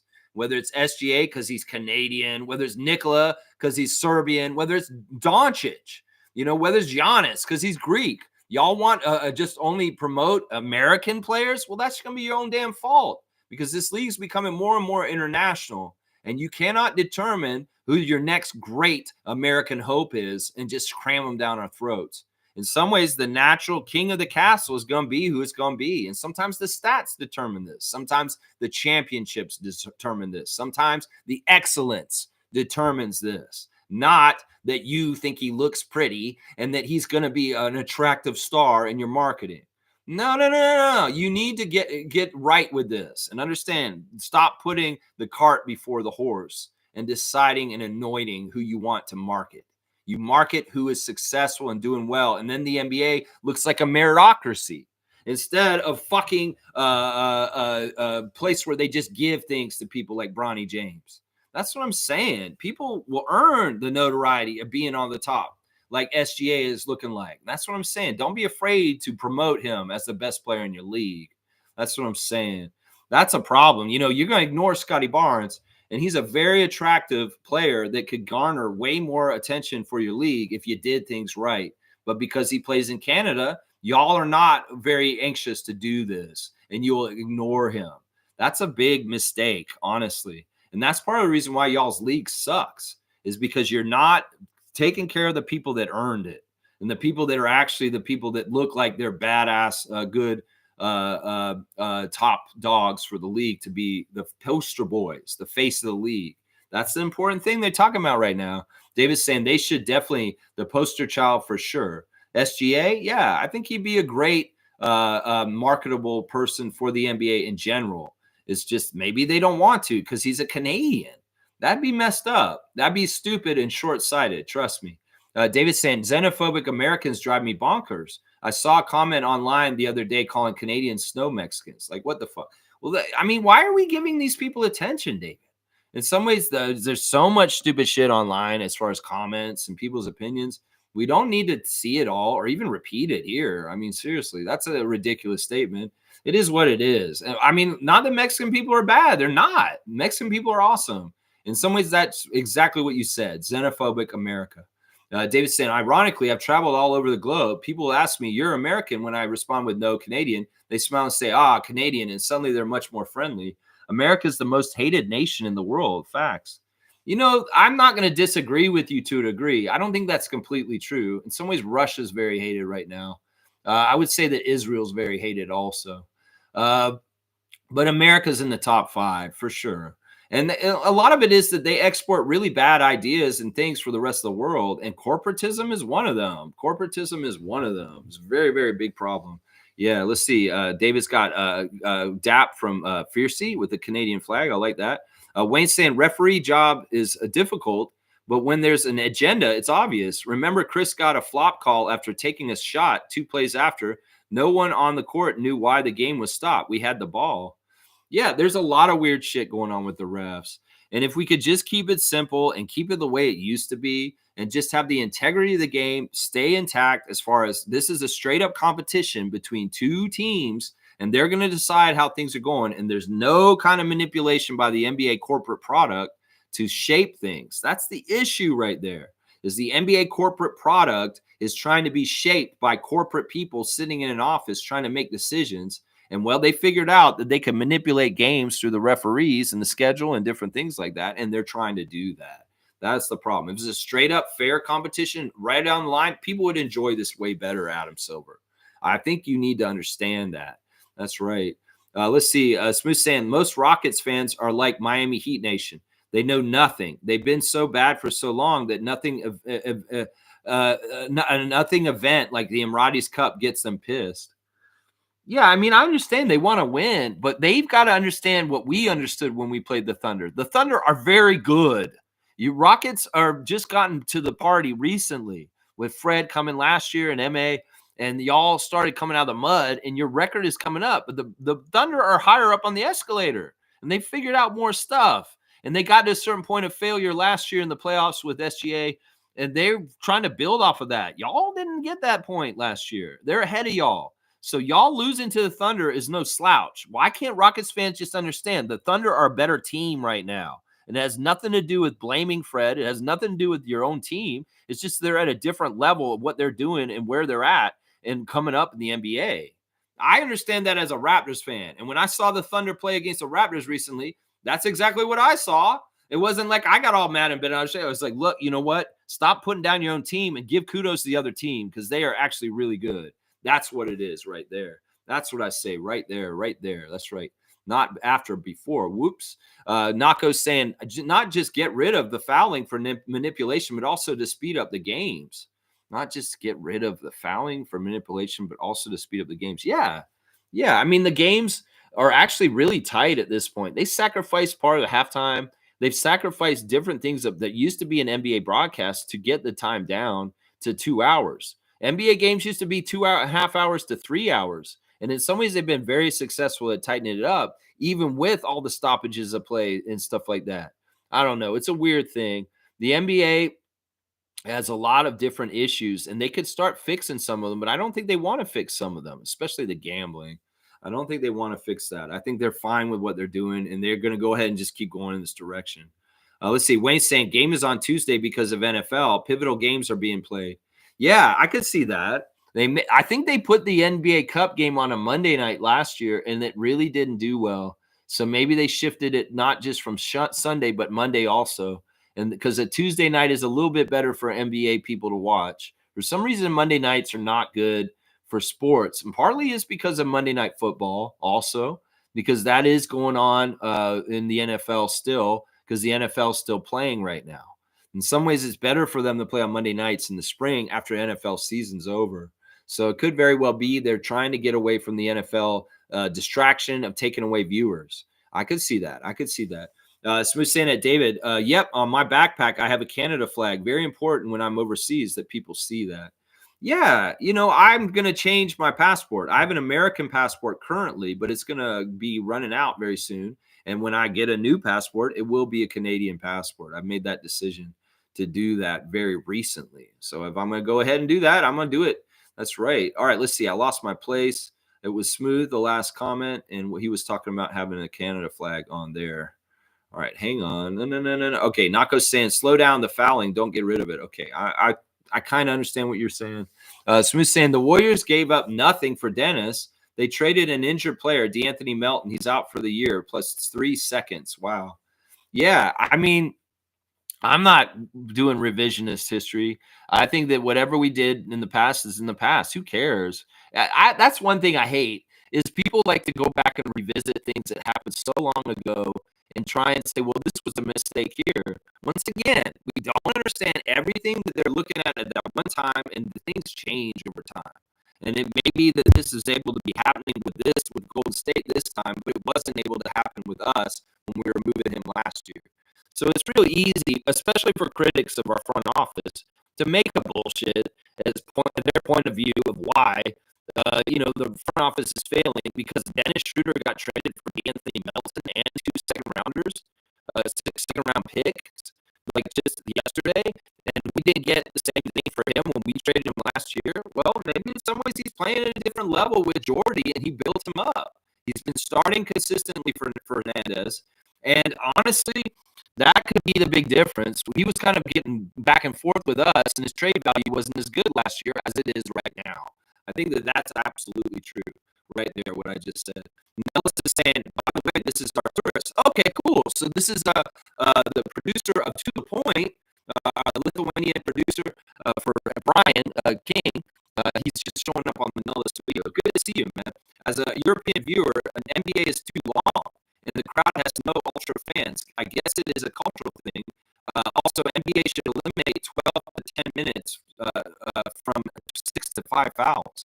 So he's in some ways saying that the NBA needs to shape itself to be more like FIBA. That in some ways the FIBA game is, shorter quarters, 12 minutes versus 10. That's true. Maybe that'll help with the injuries. You may be shocked at how much 8 less minutes in the game could actually help things. And less fouls, instead of 6, there's 5, you foul out. That would really FIBA-ize the game for sure. I feel like with the NBA trying to come into the European market, because this is what they said recently, that they I don't know if they want to build from scratch their own league, but they want to come in and maybe acquire some of the existing Euro leagues and make them officially NBA branded. And who knows, maybe they're trying to fight for the NBA style of game by making it more NBA-ized in FIBA. I don't know, but there's some sort of balance that's got to come at some point where NBA and FIBA kind of like are able to mesh. And, the good points of FIBA should be taken by the NBA and maybe vice versa. Although there's not a whole lot that FIBA could learn from the NBA, honestly. But I like this. This is a European point of view of what's wrong with the NBA as somebody who's in the middle of FIBA competition in Europe. This is what Arturas thinks, is that the NBA game is too long and that we need to shorten it and make it the same time frame as the FIBA game. I like that. He's also saying the crowd has no ultra fans. Now, I would consider myself an ultra fan, but I know what you mean. You're talking about in the arena as a force and emotion, maybe a little bit like a football crowd in England, the way that they chant and cheer, and kind of like how TFC does it here in Toronto a little bit for our football club. There could be some improvements with the Raptors, specifically with the fan section. We kind of see what Ballmer's doing with his new arena, and the fan side of the arena is absolutely successful and badass. And that may be leaning towards what you're saying as far as ultra fans and group fans that come in and they're not jaded corporate types. They're just there to be seen. There's actually like real fans that get loud, stand on their feet, wear gear for their team, and are absolutely there to cheer them on. Yeah, I think I see what you're saying. The NBA could do this better, but in some ways, the ticket prices, the price the normal ultra fans out, is what the problem is right there. Fiercely saying, agree that smooth once again, the Nets being fleeced. Yeah, I don't know if they're fleeced. I don't know about that. I mean, D'Anthony Melton's a good player when he's healthy, but yeah, he's out for the year. And who knows what those second round picks become? I don't know. I don't think anybody got fleeced or anything. I think this is just a deal. It's kind of humdrum, ordinary kind of NBA deal. Wayne saying the calls made against the Raptors I've not seen against other teams. Even when we were bad years ago, the anti-Raptor calls weren't so atrocious. It does seem like in recent years there really has been, I'm trying to bury the Raptors in the NBA kind of feelings and energies around the main NBA, like whether it's the way they make the schedule, whether it's the way the referees do us dirty. But let's not get it twisted, Wayne. The other teams are getting this. It's just that we're not paying attention to the other teams as closely. And there are other teams that are getting the shaft and getting screwed over just like us, but maybe not as consistently. Who knows? I think that in some ways our championship in 2019 scared the hell out of some people in the NBA because they saw if Kawhi came back, we could become a dynasty and we could start messing people up and become something more prominent in the league as a team that needs to be respected. And in that category with the Warriors, the Heat, the Celtics, and the Lakers as being a premier team in this league. Some people don't want that ever. And that's part of the reason why they're pushing us back, whether it's hockey people on our side of the border or it's NBA traditionalists on the other side of the border that never want to see the Raptors as a perennial top level team in this league that's bona fide and solidified like that. The demise of our championship team getting taken apart like a car in a bad part of town that's stripped down and all the parts, the hubcaps, the bumper. Well, The NBA wanted that. If they wanted to help us keep our team together, they would have protected us like they've done for the Warriors for so long, keeping their core for so long. So it is what it is. In some ways, we're up against more, and it sucks. That's part of why I'm saying this league needs to be more on the up and up and very fair across the board. And it isn't. It isn't. It isn't completely. Smooth saying at Fiercey, the only thing I can see for Brooklyn is the expiring contract of Melton gives them more room to spend the offseason, and they want a top 10 pick. Okay, makes more sense. Yeah, I mean, in some ways, the Nets, Dennis is not fitting with where they're at with what they're doing. They're very much at the very beginning of a rebuild. And in some ways, their rebuild is totally different than ours because they don't have some of the very, very good assets that we have. Sure, Jordy said the only person he wanted to keep from last year was Nicholas Claxton. That Claxton was number one priority, him coming in as the new coach of the Nets. That's the one guy he wanted to hold on to for sure. Everybody else was expendable, and they're trying to reform and reshape the team.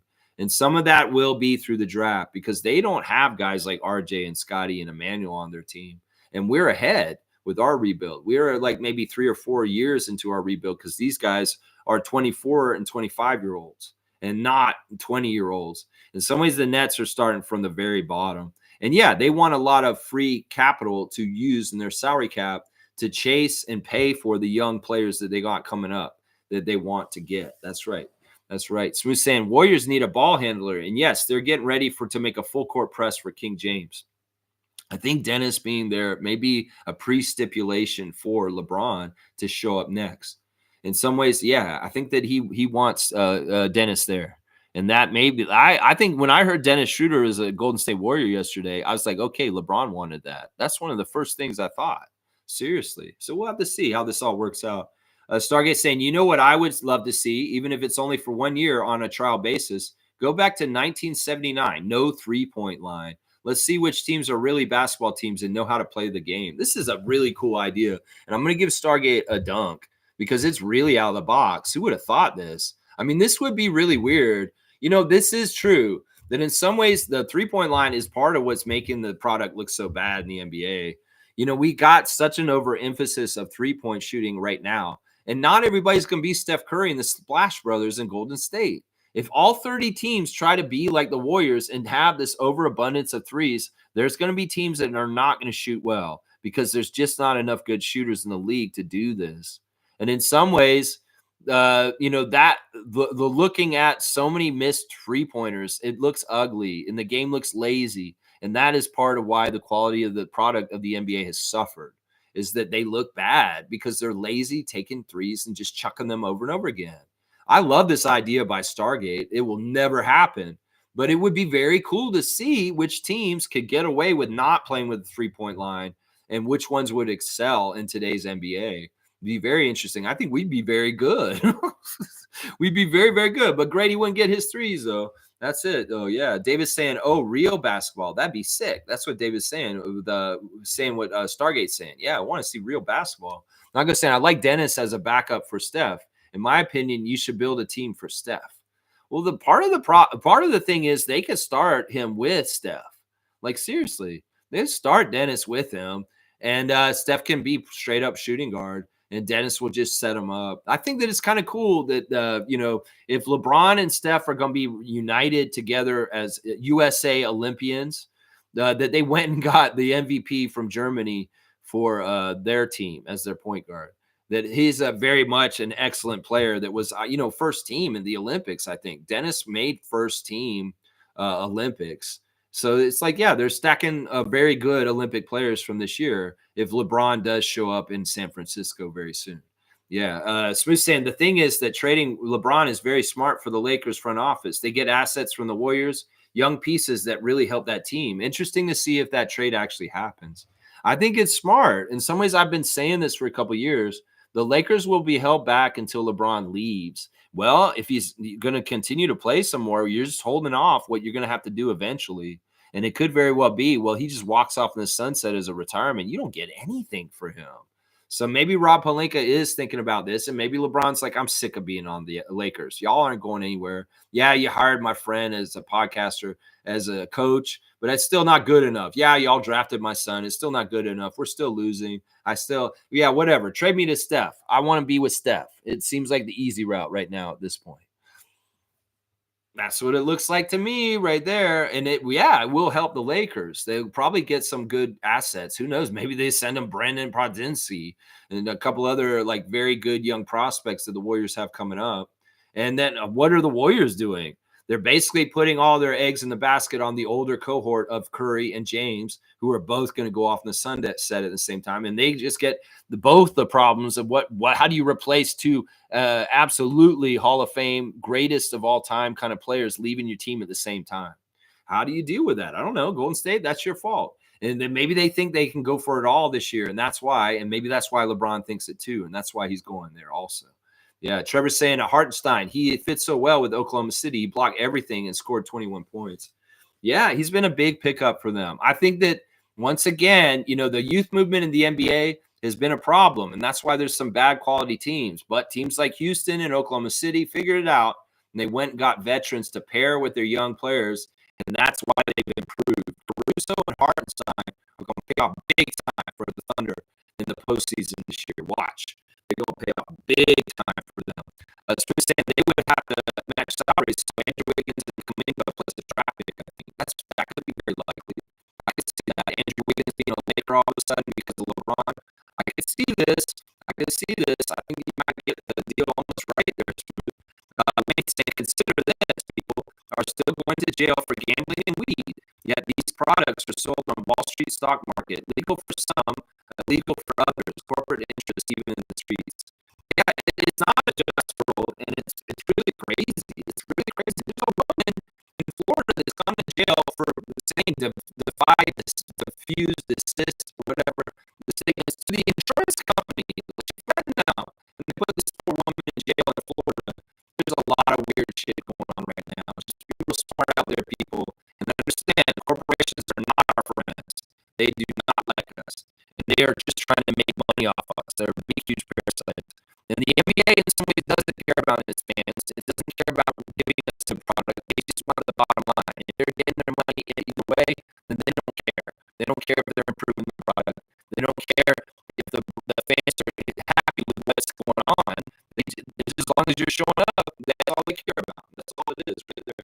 They just say buy stocks, not kilos. Okay. That's what we're saying. I saw NBA ratings were down 28% this year. That's a big number. That's part of the reason why I'm doing this stream today. Is because I want to know why the quality of the product in the NBA has gone down. And we're covering a lot of the different topics for reasons why. The players are soft to a degree. Mark Rose has been very open about this in recent interviews that there's a lot of players in this league that aren't in the league for the right reasons. And in some ways, having those guys around and rewarding them with huge contracts, that's not helping things because there's no meritocracy. Once again, guys are getting paid, contracts that are just like for sure. That's probably some ways they're abusing them also. They're abusing that, confirmed contracts for sure contracts. You can get paid no matter what, even if you're hurt. Most guys are abusing that system. That's just the damn truth. And I don't have to name names. You know who those are. That's right. And I was saying, wasn't last year's finals one of the lowest rated? Yes, because it was not good content. In some ways, this is why they're screwed up. They downplay so many different teams in this league, and I don't pay attention to them, ignore them. So then when they get a matchup like the Mavs versus the Celtics, they've just overblown the Celtics and overcovered them. The Mavericks have been ignored. So in some ways, you don't build up a good equity between the two competitors. Everybody's like, well, the Dustins just compete in the Mavericks. It's anticlimactic. It's easy to predict because in some ways, that's not the best matchup. And the way they marketed it didn't help anything. That's why NBA is stupid. You shoot yourself in the foot when you don't treat all the teams equally with a fair chance on how you cover them. ESPN is a big fault for over-importance on certain teams and ignoring so many others. Milwaukee could be a good team for 10 years, to be honest, but it doesn't matter because they're a small market, they get ignored, and then they get in a matchup and they don't feel like they're the right caliber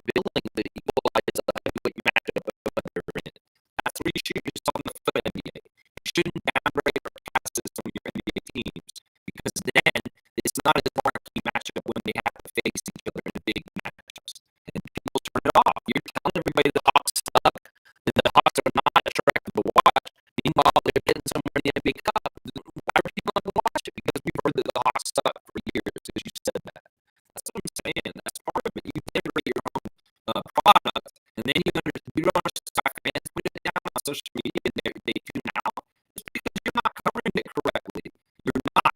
And David Stern's NBA can teach you how to cover it more correctly. Amar Rashad on Inside NBA, Inside Stuff on Saturday morning, how to cover it correctly too. That's what I'm saying. You can't be picking and choosing your favorites, and that's the big problem with the NBA at this point. They heavily market certain teams, and other teams are an afterthought. Well, why do you not expect that people are going to be like, this is a horrible matchup? Because y'all kiss the ass of the Celtics so much, and you don't pay attention to the other teams. That's part of it right there. I'm telling you. She said manipulated schedules with back-to-backs to get rid of them. Yes. I don't know how to do it. Maybe you make the season longer. Guys are coming in for so long. You know what Darko said the other day, and this really caught me by surprise. He thinks that one of the reasons there was a problem with the NBA and their product at the beginning of the season is preseason is too short.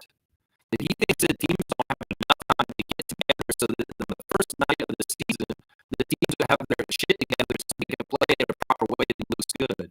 And that may be true for a lot of the NBA teams this year. They came in the league season not ready or prepared to play correctly. Meanwhile, the Raptors were working together for like 2 months before the season started, and we got off with the right foot. We were playing really well from the start, even though we weren't winning. So, I mean, that's an interesting thing that Darko's griping about. He thinks that there should be more preseason games, more build up, get the teams correctly prepared for the season when regular season starts. I don't know. That's not likely that they're going to add more. They're more likely to shrink back more. But I think that they elongate the schedule time so that they don't have back-to-backs ever again. I mean, if they could get away with having the NBA players play a game off the next day, play a game off the next day for the whole entire season and get that regular rhythm, that may be better too. But I know with scheduling conflicts with concerts in the NHL, it's very difficult to get that going with all of the arenas and all 30 teams. So it is what it is. Obviously, starting saying that 28% is definitely cause some concern. Changes are needed. Well, it depends on how they care, what they care about. I mean, also the stats may not take into account illegal streaming. They may not take into account that there are actually more people watching. It's just that they're not capturing them in the stats because of certain things. So there's a lot of different whereas, in some ways it's like, okay, viewership's down, but our profits are higher than ever. So we must be doing something right. Which one's more important to them? Is it viewership? Maybe it is important viewership because advertisers see, okay, not as many people are watching. They're not seeing our advertisements. So maybe we don't want to have our account in the NBA anymore because their viewership is down. Sure, I can see where that could hurt their bottom line. But for the most part, NBA profits are the highest they've ever been right now, even though viewership is down. How does that jive? What matters more? Well, the money is the thing that matters the most. David saying, I make a point of not watching any NBA games or not Raptors games. Product is beyond fucking trash. David's so venomous, man. Yeah, I mean, I'm the same way just because I invest so much time in covering the Raptors and doing this channel. I don't have time to watch these games yesterday in the NBA Cup. I want to have other time to do other things in my life, things that I need to do. So I can't be an NBA freak and watch every single NBA game that's on all the time. Some people are like that. I know Trevor watches a lot of NBA, all the different games, all the time. And in some ways, he's more of an NBA freak than I am. But I'm like David. I'm only watching Raptors games because I devote so much time and effort to watching the Raptors, to watching the 905 who are playing in 2 hours from now. And then when the WNBA Toronto Tempo come, that's going to be a lot of time spent on Toronto teams. And I don't have time for other teams. That's just my own personal choice in some ways. Nako's saying you need a subscription service on top of cable if you want to watch every Raptor game. If they are pricing regular people out of watching basketball. Yeah. That's another issue right there with viewership going down. If you make it so hard to get the product, then why would you have viewership coming up? People are more likely, especially in stressful economic times, to be cutting costs and paying so much just to see Raptors games. That may be an easy cost to cut for a lot of people. because they're trying to just feed themselves or pay their bills.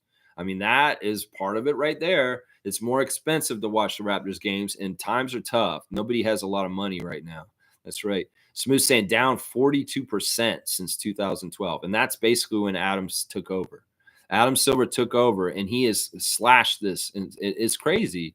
It's crazy. That's what I'm saying. Well, how do you fix this? How do you make things better? Stop making it sports entertainment. Stop writing scripts like WWE and make it a pure contest of two teams against it. I want to see teams like the Portland Trailblazers come up and beat teams they had no business beating on a certain night. That's what's missing from this league in some ways at this point. They want to safeguard top teams to make them look good. And if there's a patsy, a team that's usually pretty bad, like a great example is the Raptors versus the Bulls and Damon Stoudemire beating Michael Jordan and one of the greatest teams ever in the history of the NBA. How often do we see really, really bad teams in this league rise up and beat really, really good teams at this point in the league? It doesn't happen anymore. And that's part of the NBA fantastic kind of shit that I'm talking about. That part of the fun of going to NBA games back in the day was on any given night, either team could win. Even if the team has a great record like the Chicago Bulls of 1995, the Raptors in the Sky Dome were able to beat them.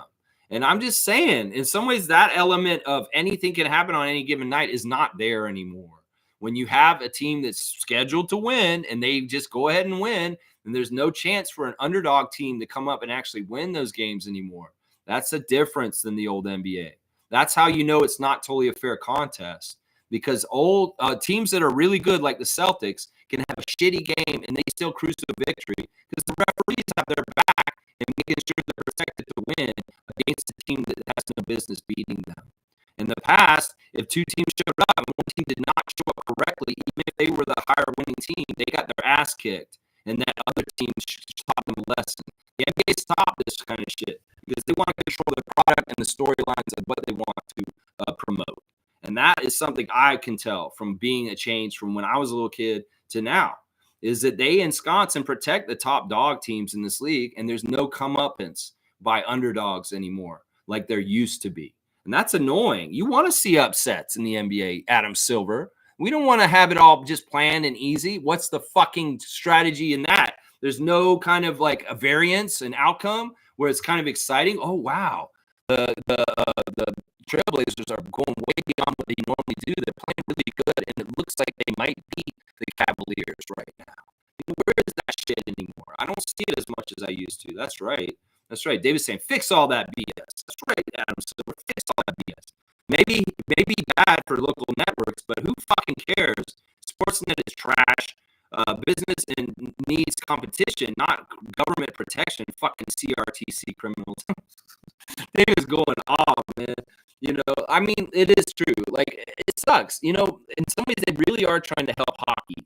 In some ways, that's a big part of the aspect of things with us, is that hockey, in some ways, they really want to protect it and keep it enshrined and healthy. So they hold us back, the Raptors, in some ways. This has always been the case. When we first started, we had games on City TV that was on live TV during that you just got on your antenna. You could watch a lot of the Raptors games on antenna. It wasn't until Bell and Rogers got involved in our ownership group around the turn of the century that everything changed, with splitting the games in half, 50-50 between Sportsnet and TSN.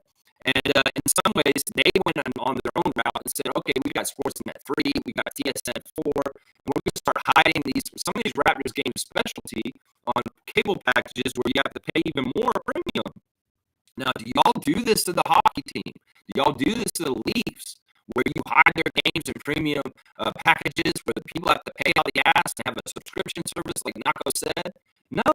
The games for the Leafs are very much usually played on CBC, on public TV still, where anybody can get them without a cost. I'm telling you, that's gatekeeping and holding back the sport of basketball in the country of Canada to help preserve the institution of hockey. And that is a big factor, specifically for us in this market in Toronto. Right there is what I'm saying right there. So we're saying, yes, I only watch Raptors games. I keep up with Houston and New York casually. I keep it with the whole league in casual ways, but yeah, I see the teams when they come and play Toronto, and then that's kind of how I assess them right there. Wayne's saying, don't know how they measure ratings. Remember, a lot of us stream. How are streamers watching games accounted for? Trent Jr. looks awful. How can any player deteriorate so much and can't bounce back? I'm worried about Gary. His plantar fasciitis has been a huge issue, and he has not overcome it. And it's been a really big problem for him the last 2 years. Really, really has been. I have no idea how they do the Nielsen's anymore. I have no idea how they're keeping track of who's watching what and what is what. That's what I'm saying. In some ways, people are getting their media in totally different ways than they used to. As far as a Nielsen box in the 80s and 90s could tell you whether they're watching games. But now, a lot of the media is getting through your phone and through little weird streaming services in different ways. That's right. That's right. Oh, they count the streamers. David's saying, oh, they count the streamers. Well, they have the NBA League Pass. They have Sportsnet Pass League that you can get on app on your phone too to watch a lot of games too. There's different ways they can count that way. Fiercely saying, yeah, complete trash in reference to the NBA product. I just wish it hadn't gotten to this. In some ways, there's a lot of different culprits to be blamed in this. But you know what you do? You blame the head honcho. You blame the person who's been on charge the whole time during this time, and that's Adam Silver. In some ways, like I put LeBron in the picture too for today, in some ways, LeBron is the face of the league. Well, he didn't take care of the league in the right way to pass the baton to the next generation that it would be in a good place. In some ways, his ego and him being overly prominent at this elevated age that he's at, around 40, is not good for the league. In some ways, he should have passed that baton, just like Hulk Hogan got passed to by Andre the Giant at WrestleMania 3, to somebody else already. Because in some ways, him retiring, he's going to take all the kit and caboodle with him.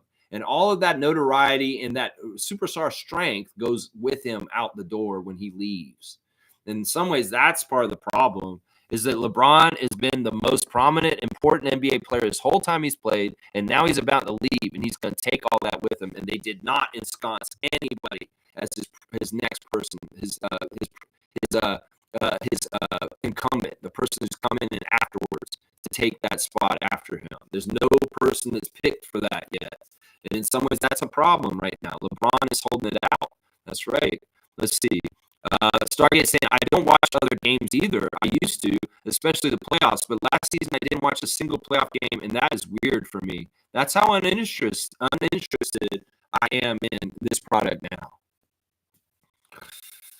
It just sucks, man. In some ways, if I wasn't such a diehard Raptors fan, I wouldn't watch the NBA anymore. In some ways, I feel like a hostage. I love the Raptors, and I historically love the NBA, but I don't as much anymore. In some ways, I tell people, like, I'm not a fan of the NBA. I'm a fan of the Raptors. I'm a diehard for my team, but in some ways, I do not like the league that they play in. And in some ways, that's where they started having the problem. In the past, I was like an NBA fan when I was a kid. And then I was a Pistons fan. Then I was a Magic fan. Then I was a Raptors fan. But I was a fan of the whole league, too. There were people like Chris Mullin, Scottie Pippen, Larry Bird. There were all kinds of different interesting players in the league that you could kind of get behind. But now, a lot of the players are not likable. A lot of the players are kind of just assholes. Joel Embiid is not a likable, marketable person to be the face of your league, Adam Silver. He's a big goof and a dummy, and most of the league hates him. So it's like that's part of the problem. You've got unlikable people that are supposed to be the stars. We don't like Jason Tatum unless you're a Boston fan. That's the problem. In some ways, that is part of the problem. In some ways, you needed more marketable, likable stars across the whole league, like Vince Carter, like Michael Jordan, but you don't have them because it's all tribal. And some things are like, yeah, I hate that guy. I hate that guy because he kills us on our against us. In some ways, I can have a respect for somebody like Jimmy Butler. I can have a respect for somebody like Steph Curry. But this isn't the same as a superstar building and the way that David Stern handled superstars in the NBA. And the way that he handled the product was way different than you, Adam Silver. And that's the biggest problem right now, is that the NBA that David Stern created and built around the marketability of the superstars is not being passed down correctly to you. You have not handled this right. Because in some ways, you try to annoy people that you wanted to be the next people like Zion Williamson and Ben Simmons, and they're big, huge fails. In some ways, you need to go ahead and just give it to the people that have earned it already and get over yourself and stop trying to pick your marketable players. In some ways, you need to just go ahead and go with the people that are actually earning it instead of ignoring it. RJ Barrett, why is he getting ignored now? Seriously. In some ways, he's a star. And there's a lot of people in New York that still love RJ. Obviously, he's very loved in Canada right now. But in some ways, RJ Barrett's the kind of player that you could market and you could make the league better for because of him. Because he's that kind of guy. Seriously. He's got all the morals and the standings and the way that he carries himself that are look up to the right way. He fights, he plays hard, and he does certain things. But y'all are going to ignore him in the NBA machine because he's Canadian, playing for a Canadian team. But he's very, very marketable. And in some ways, you're dropping the ball on that, is what I'm saying. Amen. Yeah, that's right. Fiercely saying, Lex, did you say Pascal was taking a dump? Doesn't that mean? No, I think he was down in the dumps, is what I said. He's down in the dumps. He just looks sad in the picture, is what I said. He's not taking a dump. He just looks down in the dumps. He's slouched down in the picture on Instagram, and it looks like he's not totally happy all of a sudden. That's what I'm saying.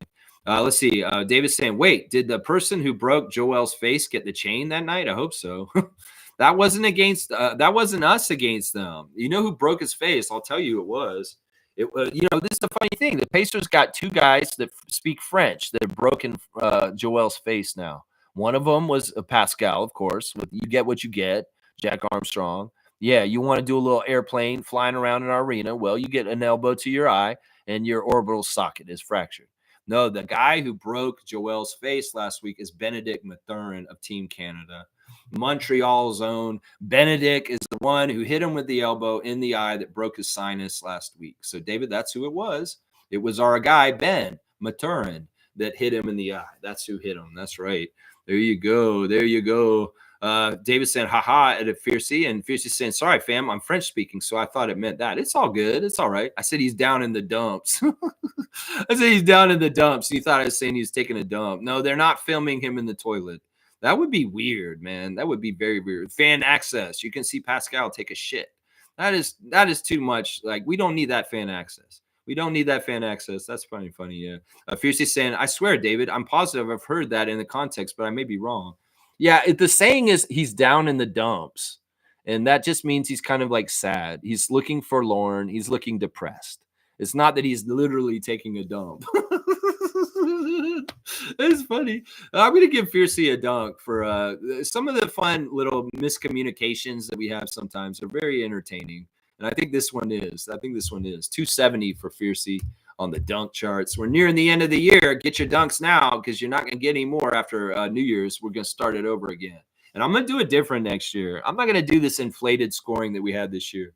We're going to go back to 2 and 3 pointers. I think 5 and 10 pointers had just been too much. There was a little bit of time where old John Stockton that was on our channel before was just a little bit too much with the dunks going every which way. They're going to be more important now.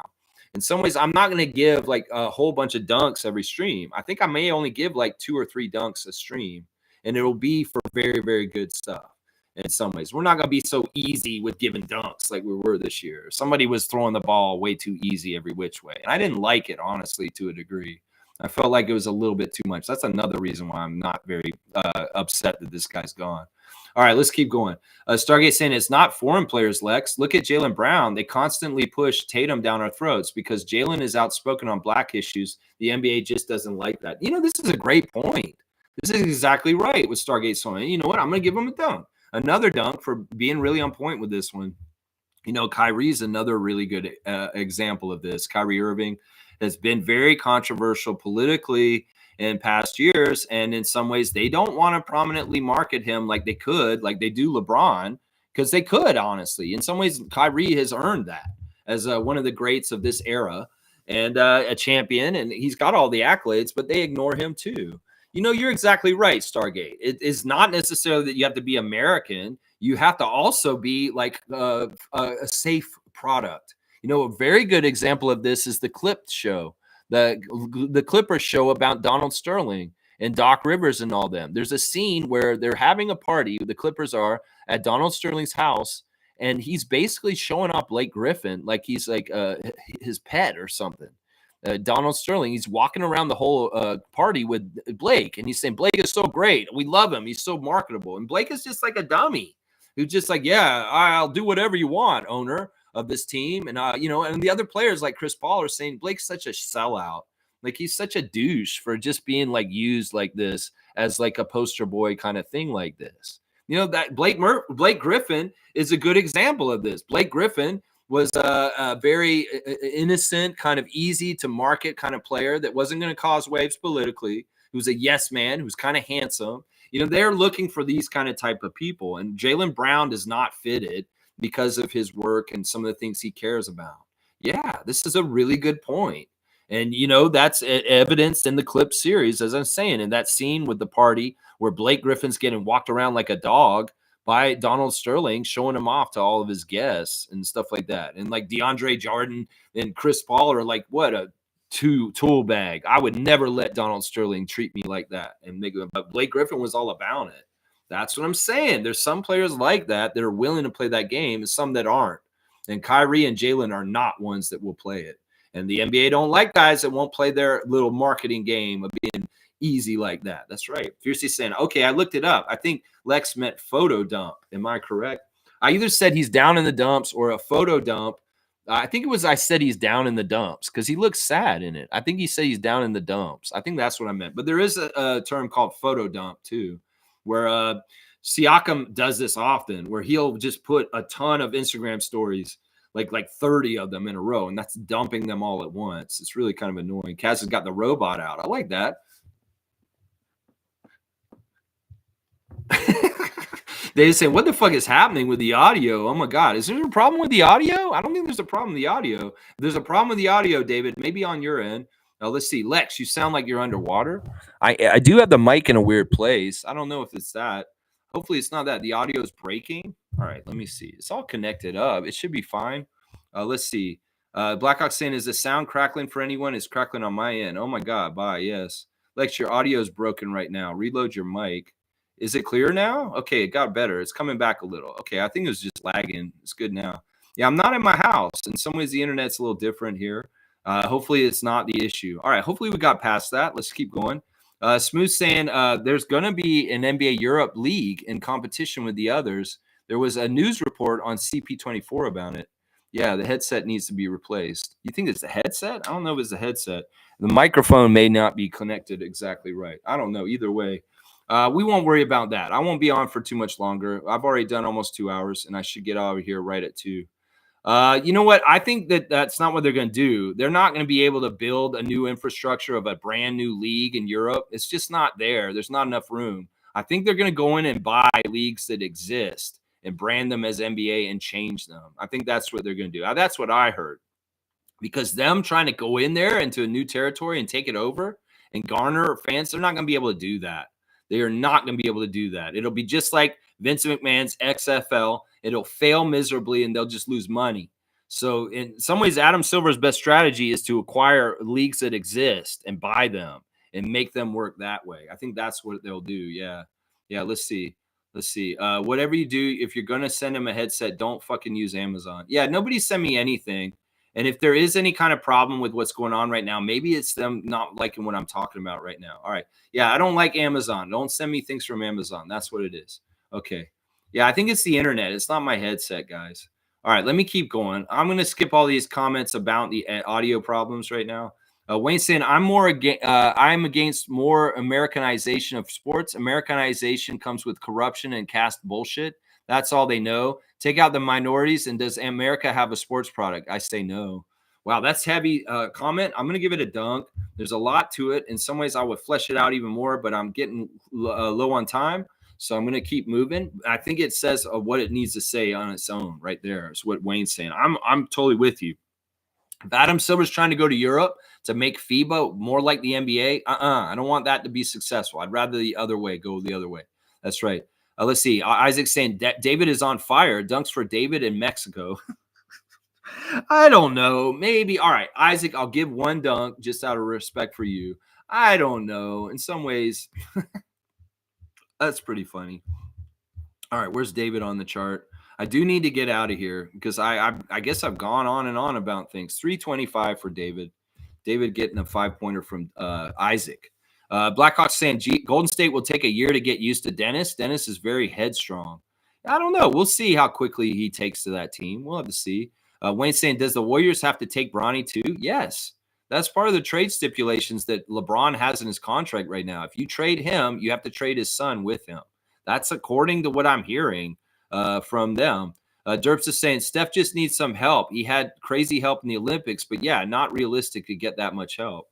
Yeah, I don't know. I don't know how this is going to go. I think the Warriors trying to recapture things again. The fact that they got the last championship was really surprising to me. Them getting it at this point, I don't see it. I don't see it. They can try and chase championships with LeBron coming there, but I think it'll be just like what the Lakers did when they got Steve Nash, Gary Payton, Dwight Howard, Karl Malone, and they were just trying to championship chase. This is the same kind of shit. This will happen too. Stargate saying Grady doesn't need threes. He is a great mid-range shooter as well. So is Jacoby, and we'd be forced to put Scotty more in the post. I like all what you're saying with your idea. It's just that will never happen. That won't. That won't. Smooth saying at Blackhawk, Dennis is going to have to tone it down a bit with Steph there, man. I don't know. I don't think that Dennis is an issue like everybody thinks he is. I think he's a very good teammate and a very loud person. But I think that him and Steph are the same kind of minded people. It could very well be Dennis can be Dennis and come in there and Steph's like, yeah, I like you. You're reinforcing what I try to establish all the time too. And you're more vocal about it. I think there's a genuine respect there. And I don't think that Dennis is going to be asked to be anybody but himself.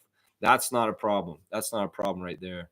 All right, let's see. Robot voice, still robot voice. Bronny is a part of LeBron's travel luggage. That's exactly right. Not sure Dennis can tone it down. He's very sure of himself. Yeah, I don't see this issue with Dennis. Dennis is Dennis, and it benefits him on Germany, benefited on Brooklyn. I thought he benefited him on Toronto. I don't think this is an issue. That's right. Give me a beat. All right, let's see. Stargate saying it's a bandwidth issue. Lex, are you wired or using Wi-Fi? Is it Wi-Fi where your modem is locating in relation to where you are now? I have no idea. I'm not at home. And once again, this may not be the most reliable internet connection I'm on, particularly today, just so y'all know. I guess I'm like really sounding like Busta Rhymes this morning. Crackling. Okay. I thought my internet was acting up. I'm glad I'm not the only one. Well, this sucks. I don't like hearing that my stream's been messed up audio-wise today. Smooth saying, is Steve Kerr the GOAT coach-wise? I'm being serious. To my count, he has 9 rings. Yeah, but a lot of those rings were as player, not as coach. No, I think that was just a good opportunity and a right opportunity plays. In some ways, Mark Jackson got out of the way and he got in there and he just happened to get all those championships with Golden State at that time. In some ways, he's lucky. How about that? We'll say that. I don't think that Steve Kerr is any better coach than Nick Nurse or Eric Spoelstra or Greg Popovich. I'd say the greatest coach in the NBA ever is Greg Popovich. Eric Spoelstra is in the top 5. But a lot of people like Phil Jackson, Nick Nurse, Steve Kerr, I don't give them credit. Because in some ways, they don't have the long-standing tenures of doing amazing things in some ways. I mean, Steve Kerr does in some ways. He's closer. But, yeah, I think that sometimes it's the personnel of the teams that gets these teams to where they get to.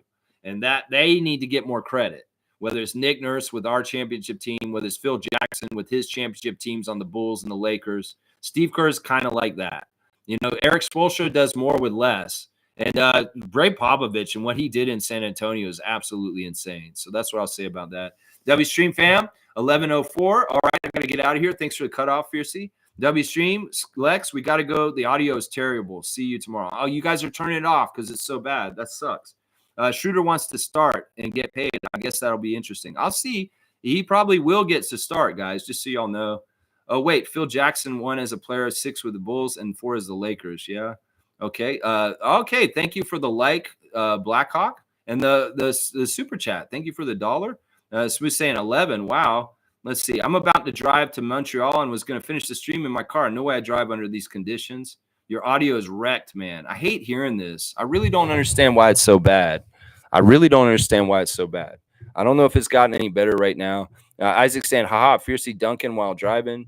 44.5 is saying Oklahoma City has no players in the top 25 three-pointers made list. Another reason to hope they smash the Celtics next spring. I love what you're saying, man. You've been really on point today. 0.5. Really good stuff. Blackhawk saying, Lex, you're sounding like Busta Rhymes. The mic is bad. I hate hearing that. Oh, it's back now? Okay, it came back. It's good now. Okay, I don't even know what I'm doing. In some ways, I'm in a really weird setup right now, and I don't totally like it. It is what it is. All right, classic card right at the end. Real quick, and then I'm going to get the hell out of here. All right. I apologize for the audio today, guys. I did not want to make it sound so bad for you. All right, here we go. This is a good classic card. Who knows who this is? This is kind of easy. There's 2 players on there. You could name the guy behind him too. But yeah, it's the Laker. Who's the Laker, guys? It's very easy. Let's see. Kareem saying, I'll see you guys in 905 stream. And your audio's good. Okay, so my audio's fine now at this point. But it was wanky and weird for a little bit there. Kareem, get your classic card here, guys. Who is that? That's pretty easy, honestly. This is only a 100-point classic card because y'all should know who this is. Who is the Laker, guys? That's pretty easy, honestly. If y'all don't know who this is, we're going to have to do some lessons here. Of course, that is the Jerome Kersey behind the player, wearing number 25 for the Blazers. The great Blazer team with Drexler and Porter and Jerome Kersey at the 3. But yeah, is the 10 people that are here, none of them classic card players? Because we need one classic card player to get the Laker in this picture. You guys got to know who this is. Come on, I want to get off the stream. I'm 5 minutes over. Tell me who that card is. Full name, answer, and you'll get the points. We just need this one last piece of work done on the stream today, and then we'll get out of here. And I'll finish. I'll go and watch the 905 game with everybody. Nobody wants to get this. Come on, y'all. He has the same last name as the main character on The Office. Somebody should know it from that. Come on now. Y'all know who this is. Come on. Y'all got to know who this is. He's very prominent Laker, very important Laker. It's not like he's a bit time player. He was a starter. He was very, very important in the Lakers dynasty, honestly. So somebody get this, please. Just put this stream out of misery with this poor audio quality and issues today. Just put the stream out of his misery. There you go, Kareem. Oh, my gosh. You're probably waiting for the timer. Yes, that is Byron Scott, the shooting guard next to Magic during Showtime era. Byron Scott, of course, a great Laker legend. That doesn't even look like him on the back, but that is him on the front. There it is. Byron Scott. I'm going to give Kareem 150 points just because it took so long. 150. Byron Scott. And it is Kareem today that's getting it. Kareem, you haven't gotten a classic card in a while. This is the first one you've gotten in like weeks, man. Last one you got was in November, my guy. All right, there you go. Thanks for watching the Rabbit Freak stream. The NBA product sucks. Why? Well, we talked about it a lot today. And if you want to know, Adam Silver, here's a customer card for you. Real quick, just watch my stream, even if the audio is bad. And, well, maybe you get some answers and trying to figure this out, how you can maybe improve the product quality of the NBA. I'm not saying you're not making money. I'm not saying that in some ways you're doing okay. I'm just saying overall this league sucks, man. And how do you fix it? That's what you need to figure out. All right, y'all. Thanks for watching me. Let's watch the 905 play the Maine Celtics. The referees are, once again, they're Tyler Murkovich, Cameron Garber, and Kevin Fahey. Set up your fantasy teams if you can. And there's no birthday today, guys. Sorry, no birthday today. There's no Raptor birthday. All right, let's get out of here. Let's go, Raptors. I'll see y'all tomorrow for a preview for Bulls.